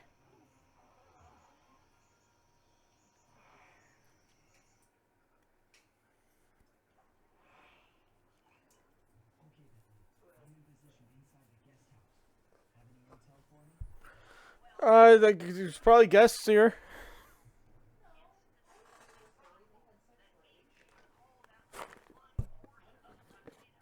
What do I look for inside the rooms?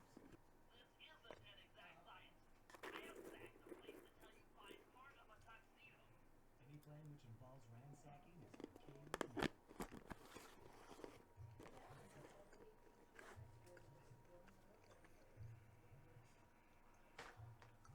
Anyway. Alright, we're sacking. Ransacking. Oh, I lost my double jump on that. Well, why? Oh, I thought that was a trampoline, not a snake. All right, well, let's try that. Let's try that again, I guess.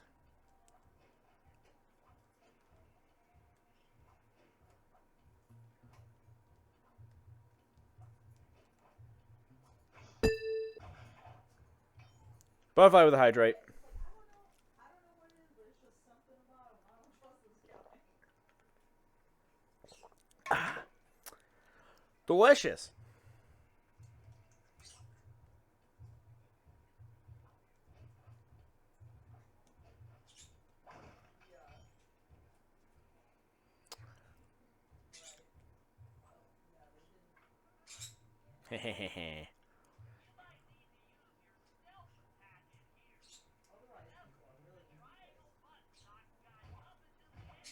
Yeah, I know how stealth attack works, Bentley. I've been doing this entire time. Have you not seen all the murder? Yeah, turn away. Turn away. Yeah, your friend's dead. Cry about it later. When you meet him.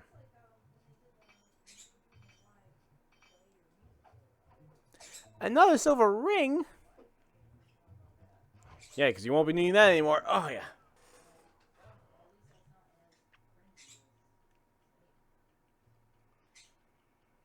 You know, here's your hot tub stream. I broke it.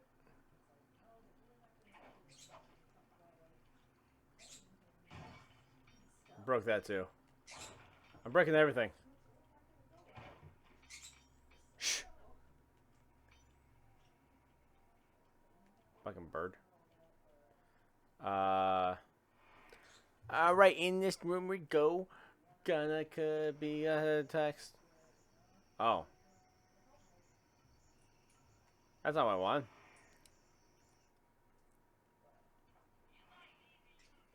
Ah, they're to respawn? Are you serious?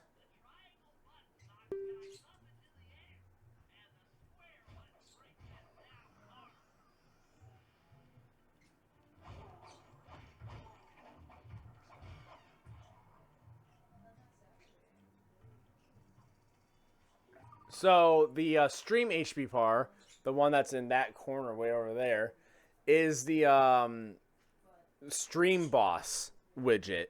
I have it preset to whatever number it was, which is actually a lot of points. But essentially, what happens is that if people donate, subscribe, and whatever, you know, if money is given to the stream, that little bar goes down, and depending on what it is, it's more points. And then whoever gets the last hit on that bar there, is the new stream boss. So like right now, Dez is the stream boss currently. Can I make it bigger? I think I tried and it didn't work.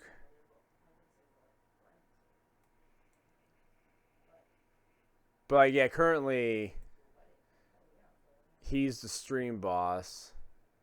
Yeah, I'm gonna have to actually go into real settings to try and make it bigger. And then yeah, so whoever gets that last hit becomes the new stream boss. So then your name is displayed until the next hit. Yeah, I think it's a little fun thing to do.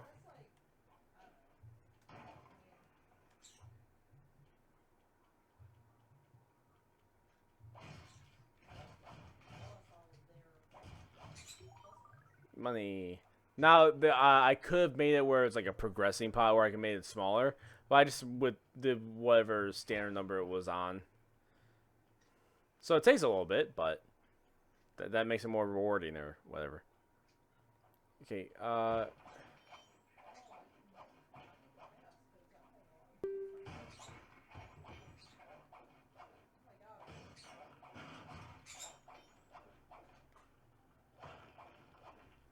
got punished? Who's getting punished? Did I say something about getting punished? I don't remember anymore. Hey, I found the tuxedo jacket. I need 4 more pieces of... I don't... Is it going to be in 4 different rooms?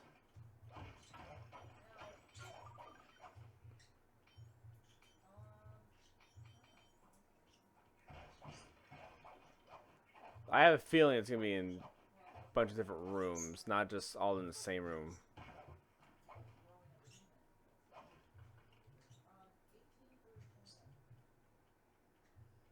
So let's leave here.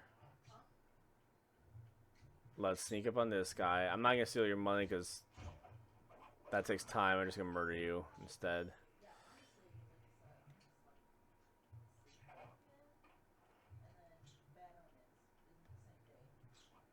There's a bunch of you here. I don't like that. It seems like I'm not gonna be able to stealth because you're in pairs.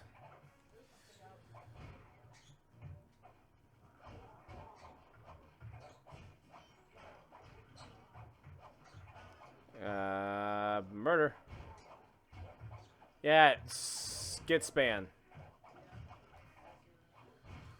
Oh, there's a safe and oh no, that's not safe. That's speakers.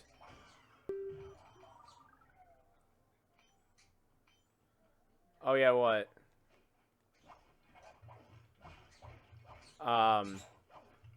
What's oh yeah, Moke's famous question of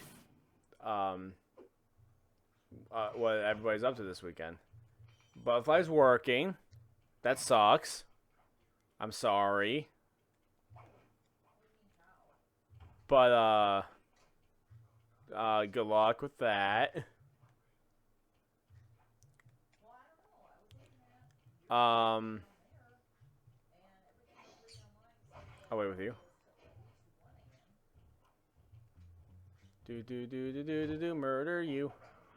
As far as what I'm doing, well, I have a friend who is hosting both nights of WrestleMania, so that's gonna be a lot of the weekend is doing that. Is wrestle the manias. We'll also be going over to like before the Sunday day.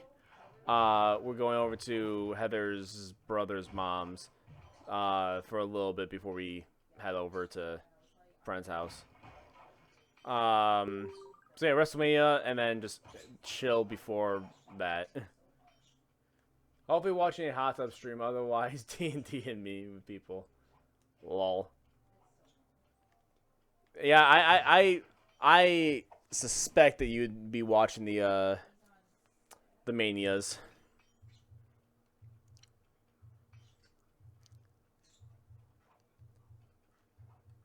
Yeah. Lol. D&D, that's I love it. I love it. I love myself some D&D. As we were just talking about it. Snake off.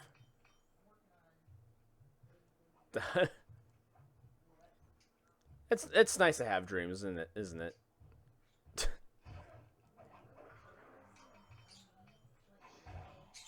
Oh, get wrapped.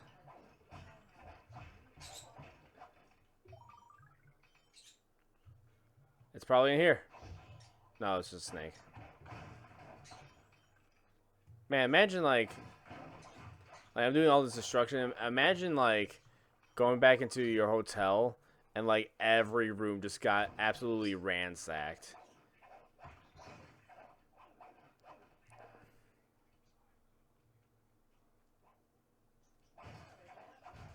I don't know why it would be in the speaker, whatever closes in this room, but there we go. A bow tie. I love how like it's just like a bunch of people like just had one extra thing. Like you couldn't just find like a whole suit.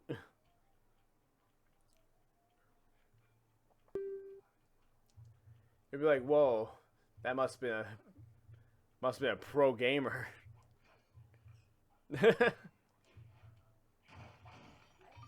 Yeah, who else could have bashed in and ransacked all these rooms? It had to have been a pro gamer.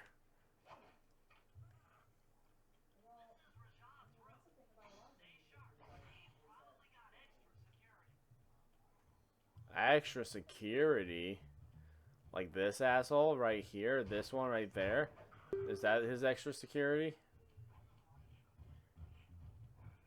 Oh, shit.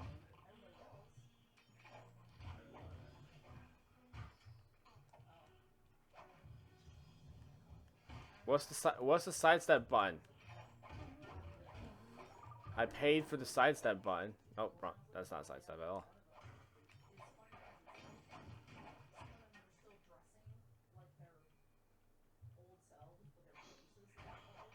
You die.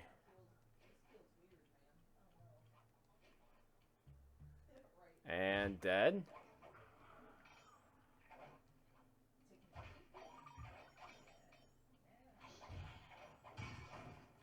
There we go. We got dance shoes.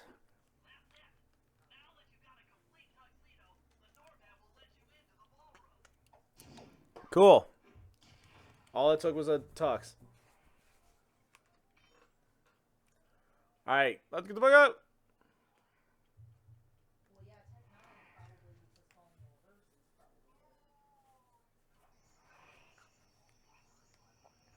Alright, does that mean I get to dance now? I get to see Carmelita in a dress. Oh, get wrecked. Bottle. Collect the bottle.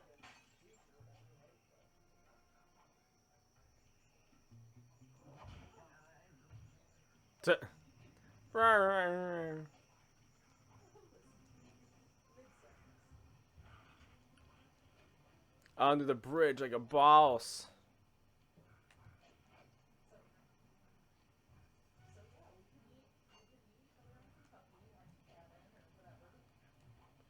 I'm following that. Where am I going?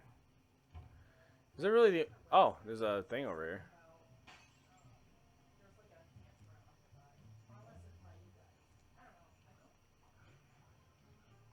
I'm just gonna run myself over to the ballroom.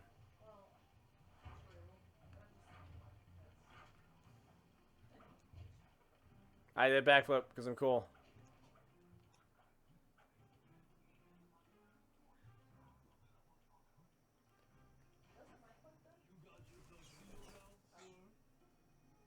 I do. Of fucking course. Why would you even ask me that? Guy who also, you know, me, the guy who didn't have a tuxedo before, but why? So, what did you guys think about meatballs? Like the food? I don't know. It depends on how it's prepared. I don't know. It depends how it's prepared. Usually, I'm not a huge fan of just like the 1982 movie.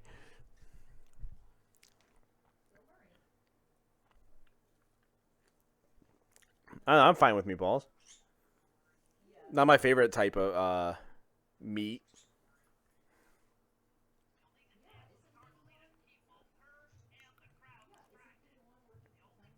Oh yeah, that's right. This is a mini game where I dance with Carmelita in a dress.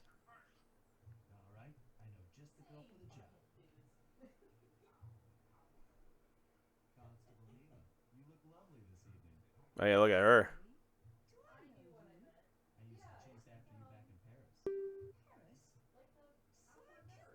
Meatballs, if made right, are awesome. Yeah, like like little spaghetti and meatballs. Yeah, that might my favorite way to eat beef, but or I guess a meatball could be any type of meat, but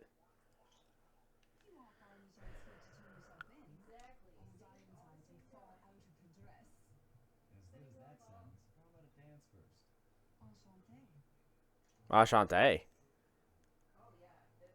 Oh yeah, now we're dancing with Pink Leopard chick. It's a memory game.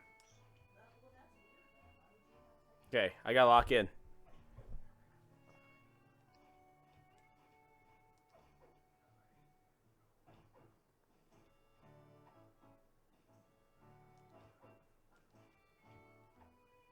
Hey, listen!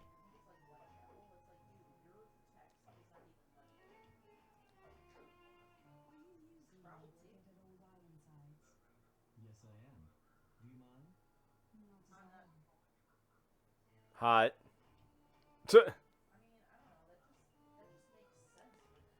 There's something about spy flirting that is hot.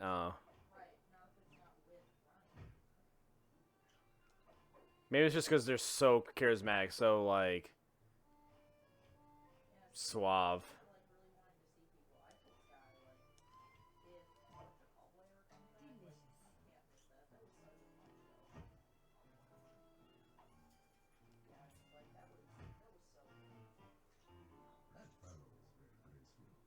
Yeah, I'm awesome.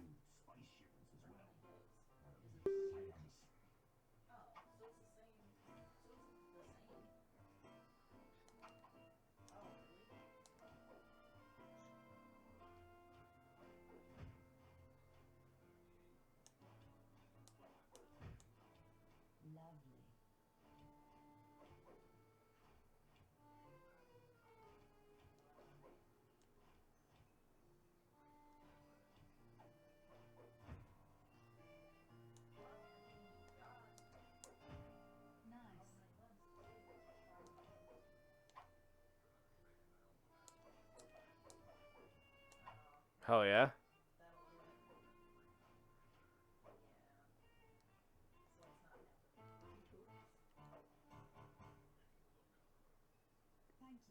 We did it.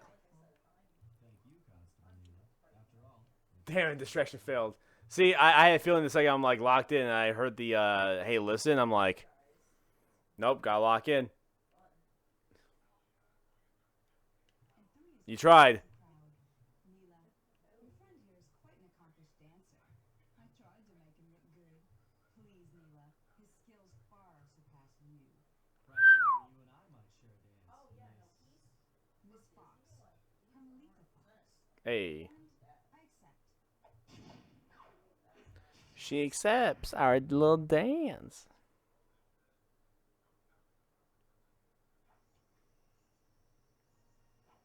Yeah. Dance with 2 girls in one night. Talking about being a little sly. Fox. Raccoon. Anyway, I gotta become Murray.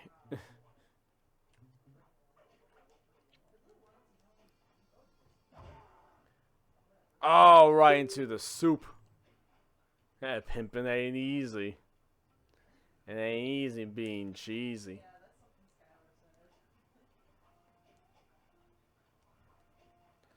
Hooja. I wasn't expecting you to do a kip up. I was expecting you to die. Alright, I gotta become Murray now.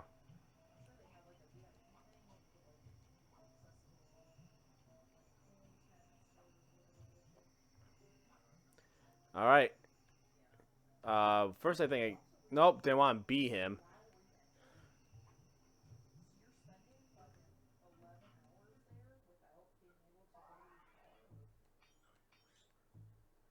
Alright, almost got size destabilizer. But first you gotta be a big man.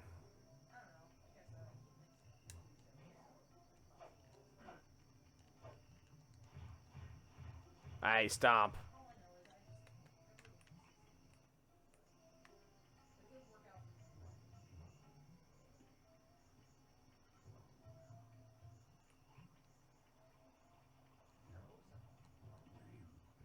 Bouncy bounce.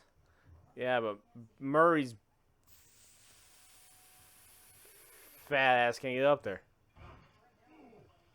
I wanted the bottle. I got the bottle. Now you're dead. Go away.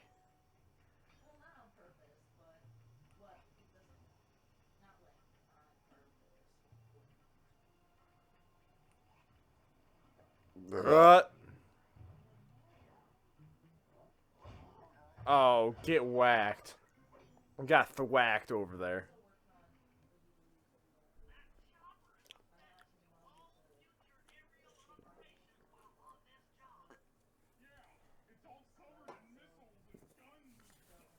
Yeah, those things.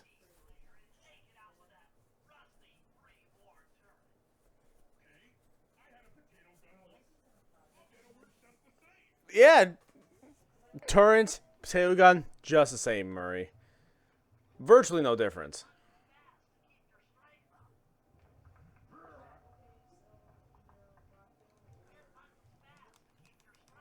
All right, don't have to tell me again.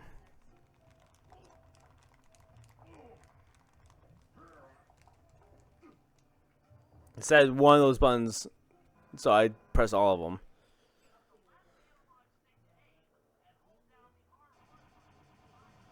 Oh yeah, just like that one mission.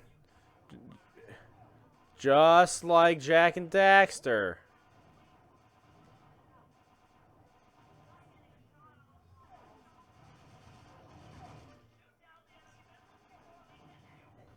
Yeah, I'm kind of the point.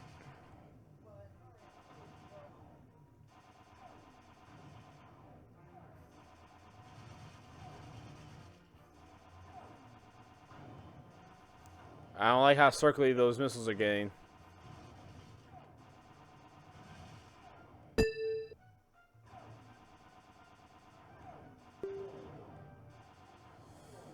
Fuck.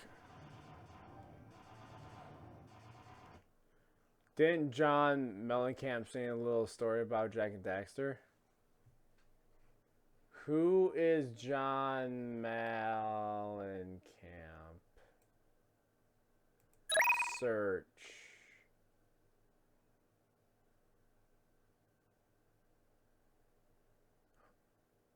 I still don't know who. I don't actually know who that is. But now I'm gonna type in Jack. Oh, Jack and Diane. He's the guy who did that. Okay. Now I get the joke. Because Jack and Diane, Jack and Daxter. Now I get the joke. Because he's the one who did that song. Now I got it.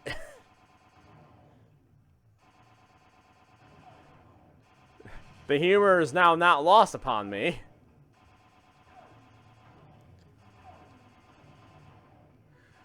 Okay, these missiles are being way too circly.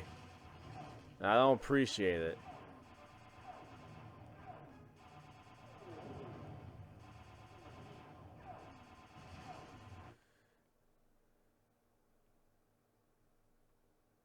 Yeah, you're one good joke of the night. Hey, listen.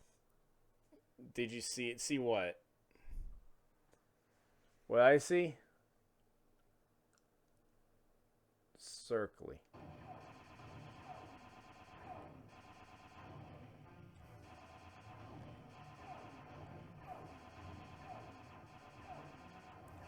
Hey, I understood the joke once I looked him up. Just because it took me a second doesn't mean it wasn't a good joke.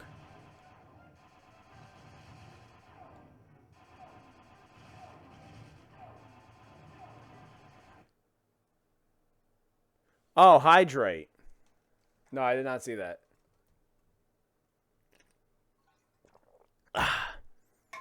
And now I did it. I did do the hydrating.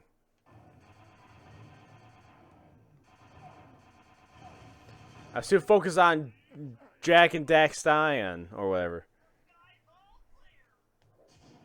Almost got scammed.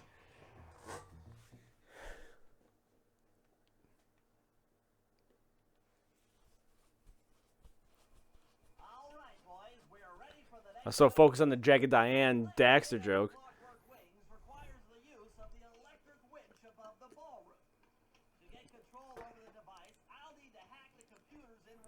Oh, he's got a hack. I want my hydration show, goddammit. Be healthy. Yeah, hydration. Dr. Pepper.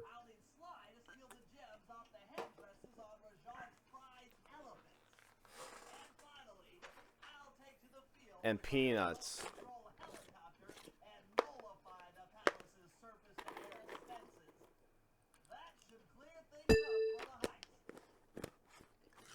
Two points.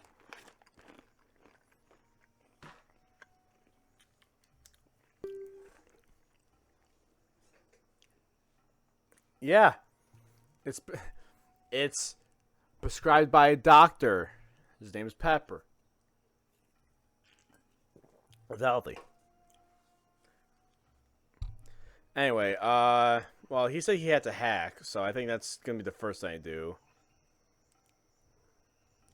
I want Sly missions to be last because those are my favorite missions. Sly definitely, out of all the characters, controls the best, and he has the most options. Hey, that woman outlived all of the doctors telling her to stop drinking it, so I'll believe. He's a doctor believer. The pepper believer. I'm all about it. What they need to do is bring back the cream and coconut. I don't know why you discontinue it, and I'm not the only one saying it. You know what happens on most like TikToks and other social media posts from oh, please blow up, please blow up. On a lot of social media posts for Dr. Pepper, there's people saying, bring back coconut. It's, people demand the flavor. The people have spoken. Give me coconut. You guys crack me up. Well, I'm glad that we're entertaining. That's what I strive for. It would suck if I was a streamer and I wasn't good at it. Then like, what would be the point? Oh, stop that. Die. Thank you. We got our comedy moments. We got our sad moments, like in Final Fantasy IX story. We got our anger moments, like when I'm playing competitive anything, or if I'm in the hard part and I just yell at the game. We have everything in this stream.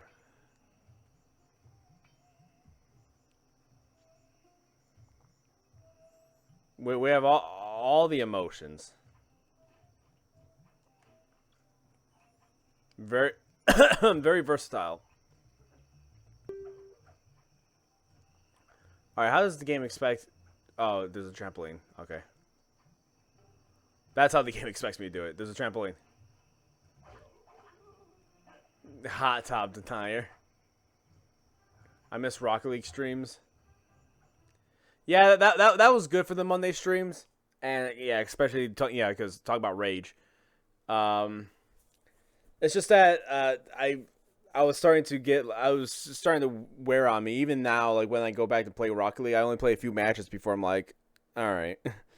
Like I love Rocket League. Like I still am pretty decent at it, but like my headspace just isn't fully there to play more than a few matches anytime I open it up. You can see the vein on his forehead pop. Well, when I get paired with stupid people, I get mad. What rank am I? I used to be champ, but then like I started like falling out, so now I'm like Diamond 2. I'm in doubles and singles. Not singles, sorry. Doubles and standard. I don't play singles really. So yeah, I'm about Diamond 2. I used to be champ 1. That was my highest rank. I wanted to get farther than that. I think I like touched champ 2 for a second.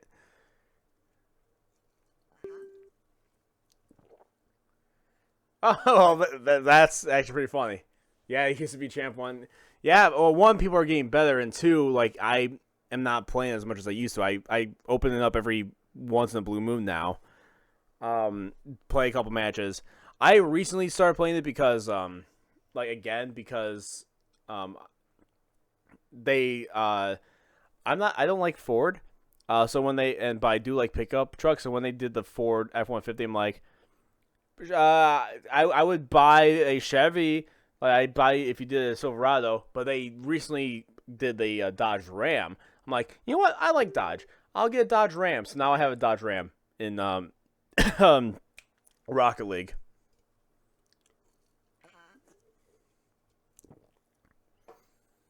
Yeah, it feels like skill levels are overall increasing in all ranks. Yeah, that's just how it happens. Like, even I've watched some like documentaries, like essentially YouTube documentaries of like the past of like the RLCS, pro Rocket League, and like looking what pro used to be is like what, like Champ 1 is now, you know? What Pro used to be compared to like what Pro is now are two completely different worlds. It's pretty wild. Rocket League community stream? That might be a sub goal. Like doing a Rocket League community stream. That might be a good like sub stream. Like especially like you subbed. So like having a like one of my sub incentives I try to have, which I think I have down below, is being able to play games with me. It would be a dedicated sub stream, or like a dedicated stream to play with people who are subbed. So, I mean, that could be fun.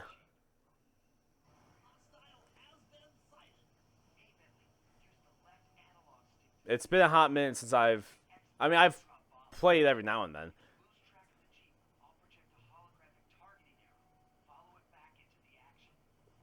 See, like Slide, likes to try to think he's not smart, but then like he says shit like holographic arrow, and I'm like, you're smarter than you give yourself credit for, Sly. Like Bentley might be smarter, but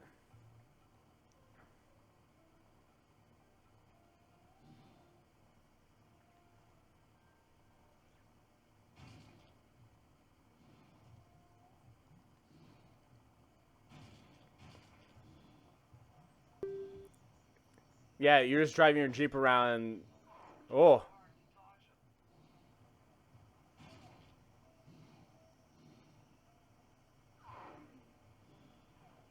Okay, okay.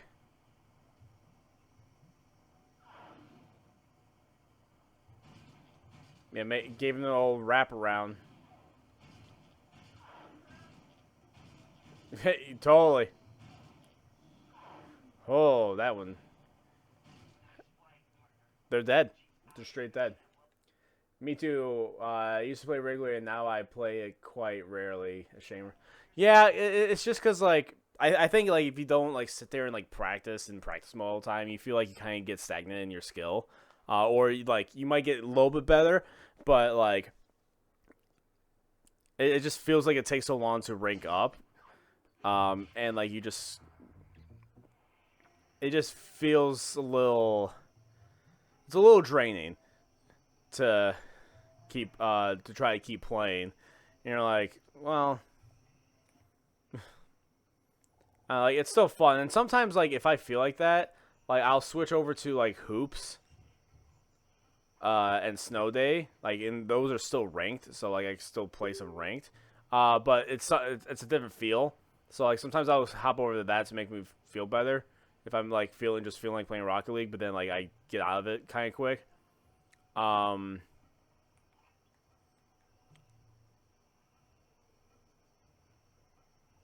in general, yeah, like I play it just once in a blue moon.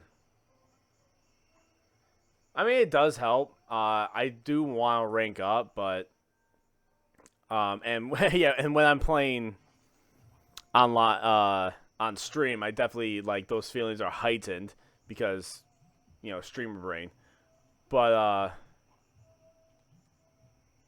do a ninja, press circle in the air to do a...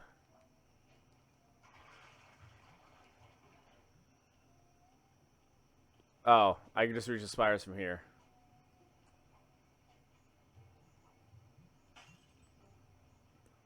And there's another ball over here. Yeah, because, like, ranked is the only thing I play. Like, I feel like it's a waste of time to play, like, to play standard because, one, like, people, like, come and go, and, I mean, it's good for practice, but I just much rather play ranked. Same thing with Siege. Like, I will always suggest to play ranked. You know? Because I feel like if I play ranked, it's because I'm like working towards something that I can visibly see.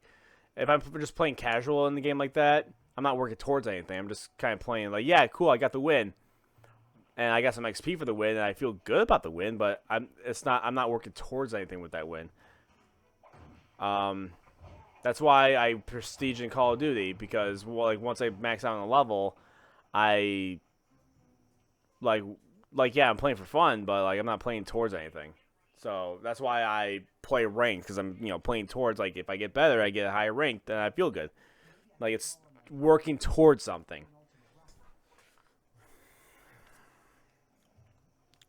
Hey, I'm in the hole. Oh yeah, playing casual and people are just like, they just ditch. I mean, you get the, like, in ranked, you get that kind of people who either ditch or like they will like try to forfeit, even like you're down by one goal and you're like, oh, I'm gonna forfeit. You get those type of people who are gonna forfeit. You get the type of people who then, like, if you don't forfeit, then they just stay around or they even play against you because they're assholes.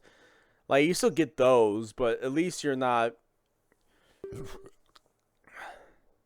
like that. That's probably worse than just people just dipping. But I just know that it's for that one game, hopefully for that one game at that time, and I just gotta deal with it then. Yeah, people who just stand still, especially if they get mad and they're like, well, I'm just gonna AFK out.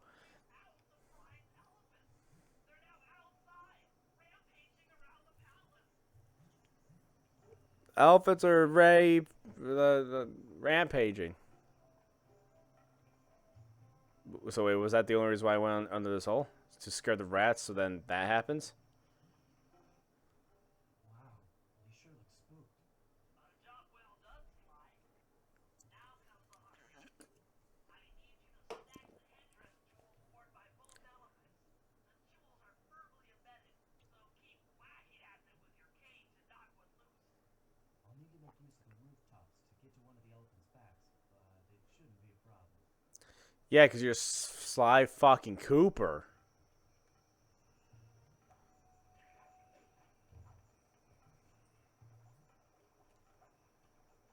Utilize the rooftops. I missed.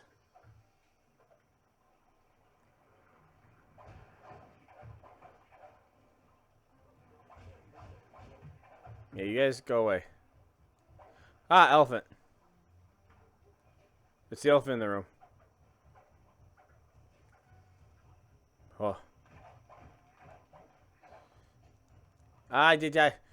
Sly. I'm mad at you, Sly. I got a gem for the saw blade.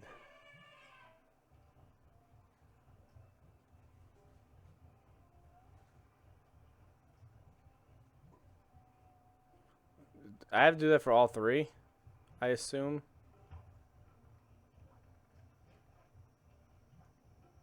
Because I don't think it's just one per.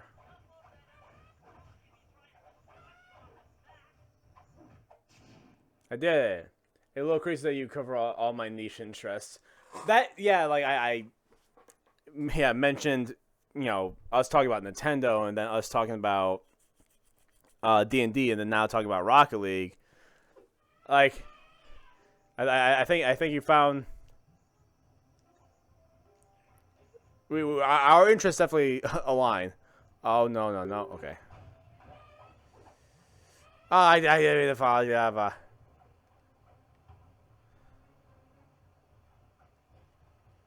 Oh, I missed. I missed the jump. I missed the jump like an ass. You did miss the D&D combo because you were on the phone. Because Heather also plays D&D, so there's that.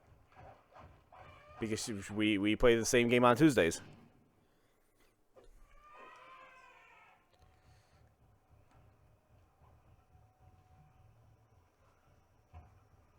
I don't know if I was ever able to record D&D at the house, like if I had the setup ready for it, which I need more room for the setup I want. I don't know. I don't know if she'd be part of it or not. My main game is also Tuesday. That's wild.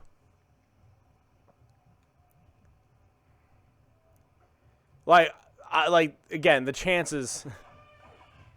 Oh, I got whacked. Oh, okay. All right, cool. Elephant's pissed.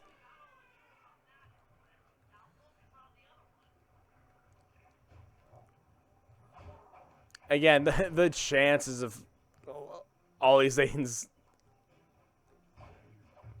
aligning.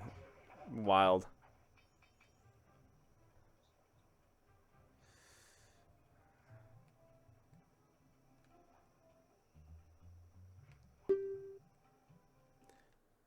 Find your Nintendo Switch 2 video ranting about a topic that I was also quite ranty about. Find out about your streaming this.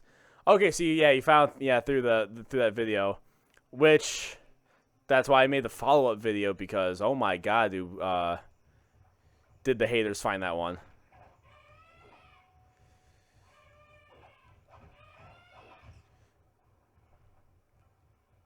There was something funny with just face planted Sly there. I had to restart all that. There's no checkpoint. Oh, okay, that's aggressively annoying.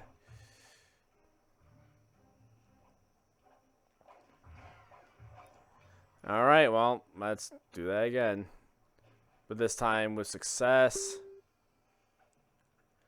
Yeah, I commented on that. Yeah, okay.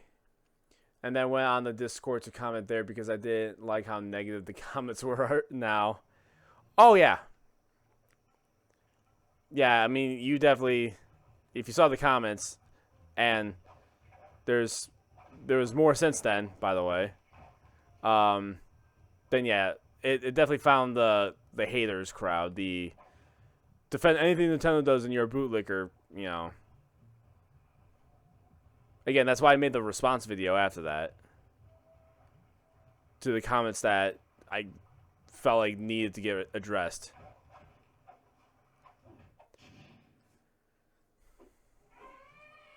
Though the response video didn't do the numbers that the original video did, but it's fine.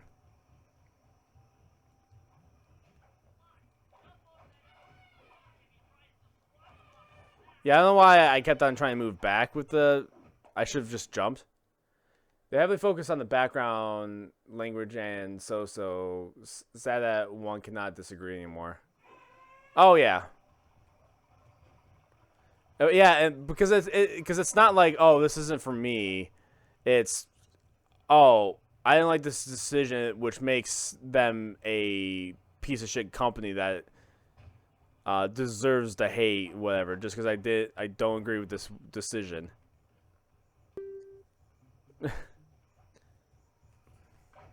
And again, like what we said, like, sure, you could disagree, but just thinking that they're the worst company ever just because of it is insane.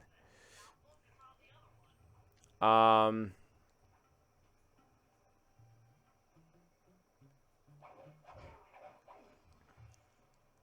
then, yeah, and to talk about the background, just because I have Nintendo stuff. I'm running my first session as DM today, and I'm honestly quite nervous. So Heather hasn't. She's like the only one in our friend group that does do the Tuesday games that hasn't DM'd. I mean, like, she's wanting to DM something short in the future because, like, she's seen like it could be fun. Me as somebody who likes to think that they're a good DM, which I have like supporting statements for that. I do have a D&D channel. I've posted maybe 3 videos on there. My forever DM coaxed me into it. Sometimes forever DMs are like, okay, can I just be a player for once? And you were just a nice enough person to be like, yeah, I'll help you out with that. Or you might have had like some ideas for like stories, and he's like, hey, pursue that so I could be a player. You know, at least like they get to have some relaxation with it. But as far as DMing goes, like, I like to think that I can do like good videos on that.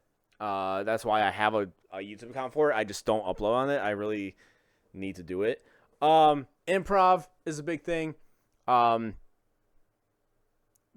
you also don't have to yes and everything. You could, but don't don't just say no to everything either. You could do be no, but obviously stick to the rules as much as you can. But if something seems like it makes more sense to kind of bend the rule in that case, like there's a scene I remember in Critical Role where it was campaign 1. It was a fire elemental fighting a water elemental, and something happened with it. And by water elemental, I mean Keyleth transformed as a water elemental.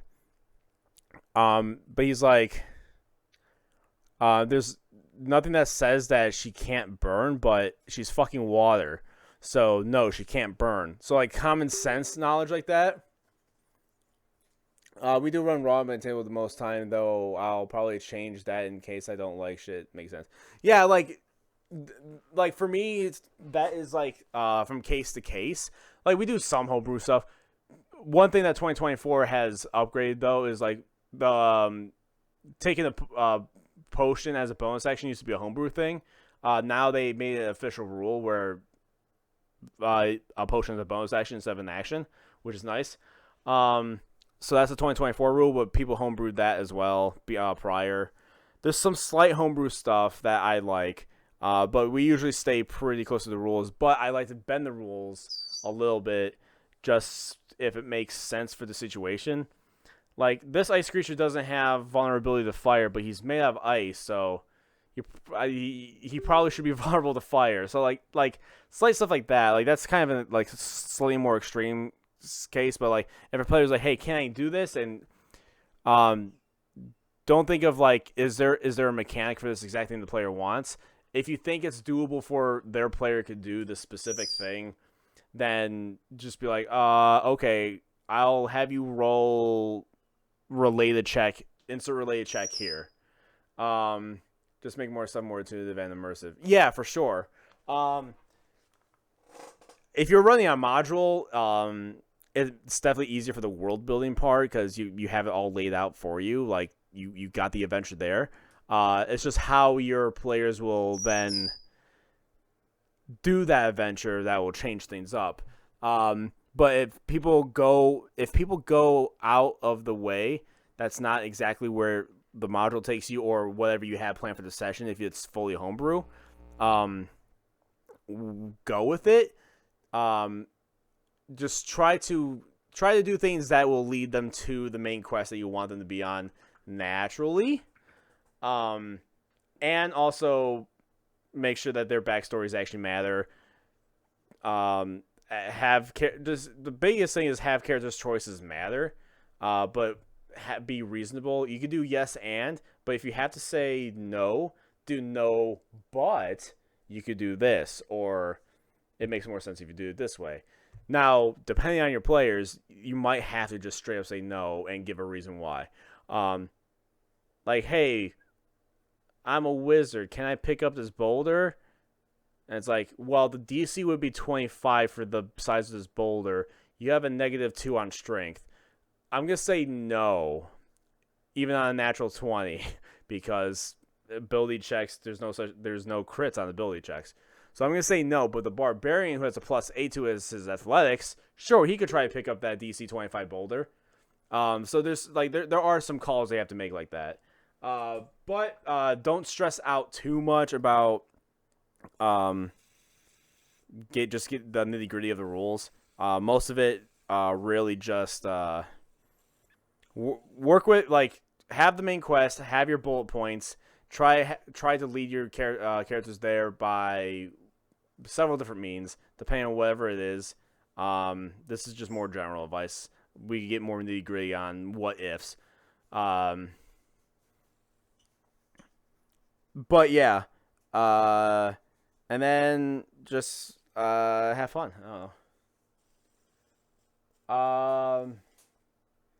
Is that potions and bonus actions just to make stuff more intuitive? Yeah. I mean, yeah, for Dragons and Stormwreck Isle, I've worked with my players for the characters to be specifically interested in being on this line. Yes, a good session 0 is also good for DMing. You don't want characters who are not interested in what you're doing. That's why the trope of like lone wolf rogue who trust nobody is really annoying. Like, make a character that is willing to at least trust the people that you're around. Maybe work with another player if you want to play like the person who doesn't trust anybody. Maybe have like them, like another player be their brother who like is more trustworthy, and then so like the guy who's not trustworthy follows his brother or whatever. Your players should want to go on the adventure and want to be. There has to be a reason for them to be together. So that's definitely a big thing. So a good session 0 to be like, hey, this is the adventure. Make characters who would want to be on this adventure. Being an island to have personal reasons to be there that are important to them. I think letting go of control of what happens will be a bit of an issue because I'm quite a bit of a planner most of the time. To have a pawn to the party, yeah, bond. Yeah, like, I'm a planner too. Like, whenever we get to my next run of us running, I already have, like, we've started it a little bit because sometimes DMs, like a DM person who's DMing goes out and can't be there that week, and sometimes we'll just like jump into a different campaign. So we've done a little bit of my campaign, but once it goes to me, I already have every single major point that they have to hit, all the way up to the end. I have literally and this campaign barely started. It's had 2 sessions. I already have the end planned out, but I've put in enough space for their decisions to like matter and change, and if the decisions make things a little bit like way more different than what I planned, then I'm just gonna have to adapt. The ending is still gonna happen, like the event is still gonna happen. The event might change depending on their actions. If they go with certain people, if they don't succeed on certain things, like the ending's gonna change, sure. But so I totally get the whole planning part, but then also kind of letting go of control a little bit, because you don't want to railroad your you want to direct them, you want to point them at the direction, but you don't want to like railroad them either, because then they don't feel like their choices matter, especially if it's anything for the backstories. So yeah, that's the advice I have for all that. So, and have fun and good luck. DMing is nerve-wracking because all eyes are on you. Also, like, give players reasons to like roleplay if they're gonna want to roleplay. Kind of like nudge them towards there and let them have that moment. If they're gonna roleplay, let them do it. Unless if the roleplay then leads into something that you have to describe. Now there's moments where it gets going too long, and then you have to kind of have the quest find them, which is fine. Like, they're in a town and they're like they're doing stuff that don't matter for too long for the town. It's like, the BVG attacks the town, or that's whatever bullshit example I just gave. But so sometimes the quest has to find them, and they have to deal with it if you want them to move along, but they're not actually doing anything to do so.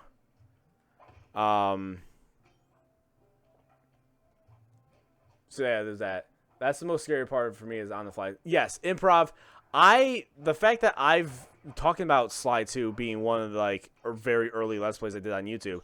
The fact that like I've done online content that's unscripted. Most of my shit's unscripted. Actually all of it is. But being able to do Let's Plays, and then now I'm doing streaming and improv, doing all of that. Plus I've taken improv classes in school, like in high school and middle school. Like that, all that has helped me like to be a better DM. And when it comes to improv, literally, like, for me, literally just picture the scenario in your head and work with, like, go deep into your head, listen to your players, but go deep into your head, look at everything that, like, the picture that you're painting, and use that to inform what you're going to be telling your players, opposed to just trying to find random words to describe. Like, you got to feel this scene. You can't just like describe the scene, have the scene on paper. You kind of have to feel it in order to be part of the improv. You have to be a really good liar, essentially, is what you got to do for that.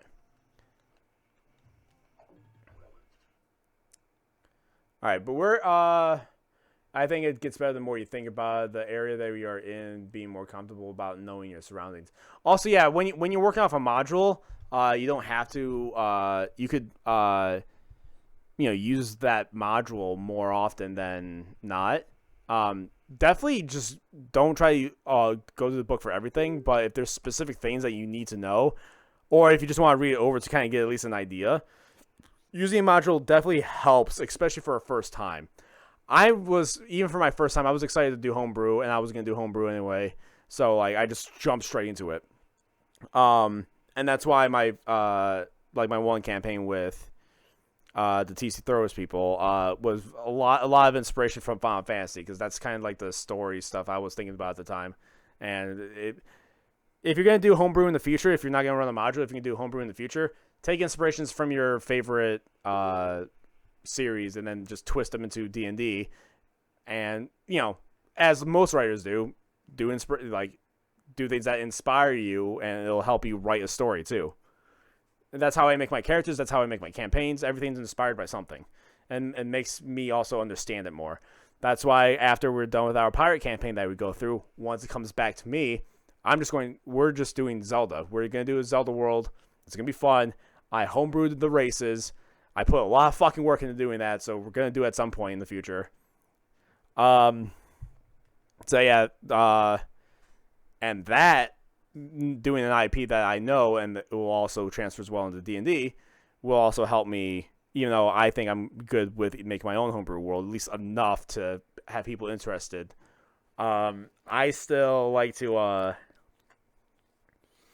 me doing Zelda is going to be fun, and I know a lot about Zelda, and it's going to be very easy because I've been playing Zelda for basically my entire life. Okay, Butterfly. Thanks for hanging out. I was about to end the stream too. I just wanted to finish my thought on all the DMing stuff. I have one of my players have the Soul of the Hero, and then the other one will be Descendant of the Goddess. That's intense. I've read the whole module and know exactly where I could put my own encounters, and I'm currently editing encounters. Reading the module and then homebrewing it, like, that's fun. Especially if you're working off of characters' backstories. If you're running a module, but they have very it doesn't have to be lengthy, but at least a backstory that is involved. Throw that in there. Make shit matter. But with that, I'm going to save and quit. Yes, quit. And that's going to be the end of the stream. Good luck on your campaign, on your DMing. Have fun. And I'd like to thank everybody for showing up to the stream. Very much appreciate all of you. Hey, you're very welcome. I'd like to thank all the names that's also going to be popping up to the left. I'd also like to thank Cybercorp for being street team on part. If you want to continue discussion, get announcements on future streams, events, talking about various different subjects and more, go to the Potheads Discord. You can also follow me on the social medias at PlayPodCo and my YouTube at PlayPod. Links to those and more are down below. And until next time, bye.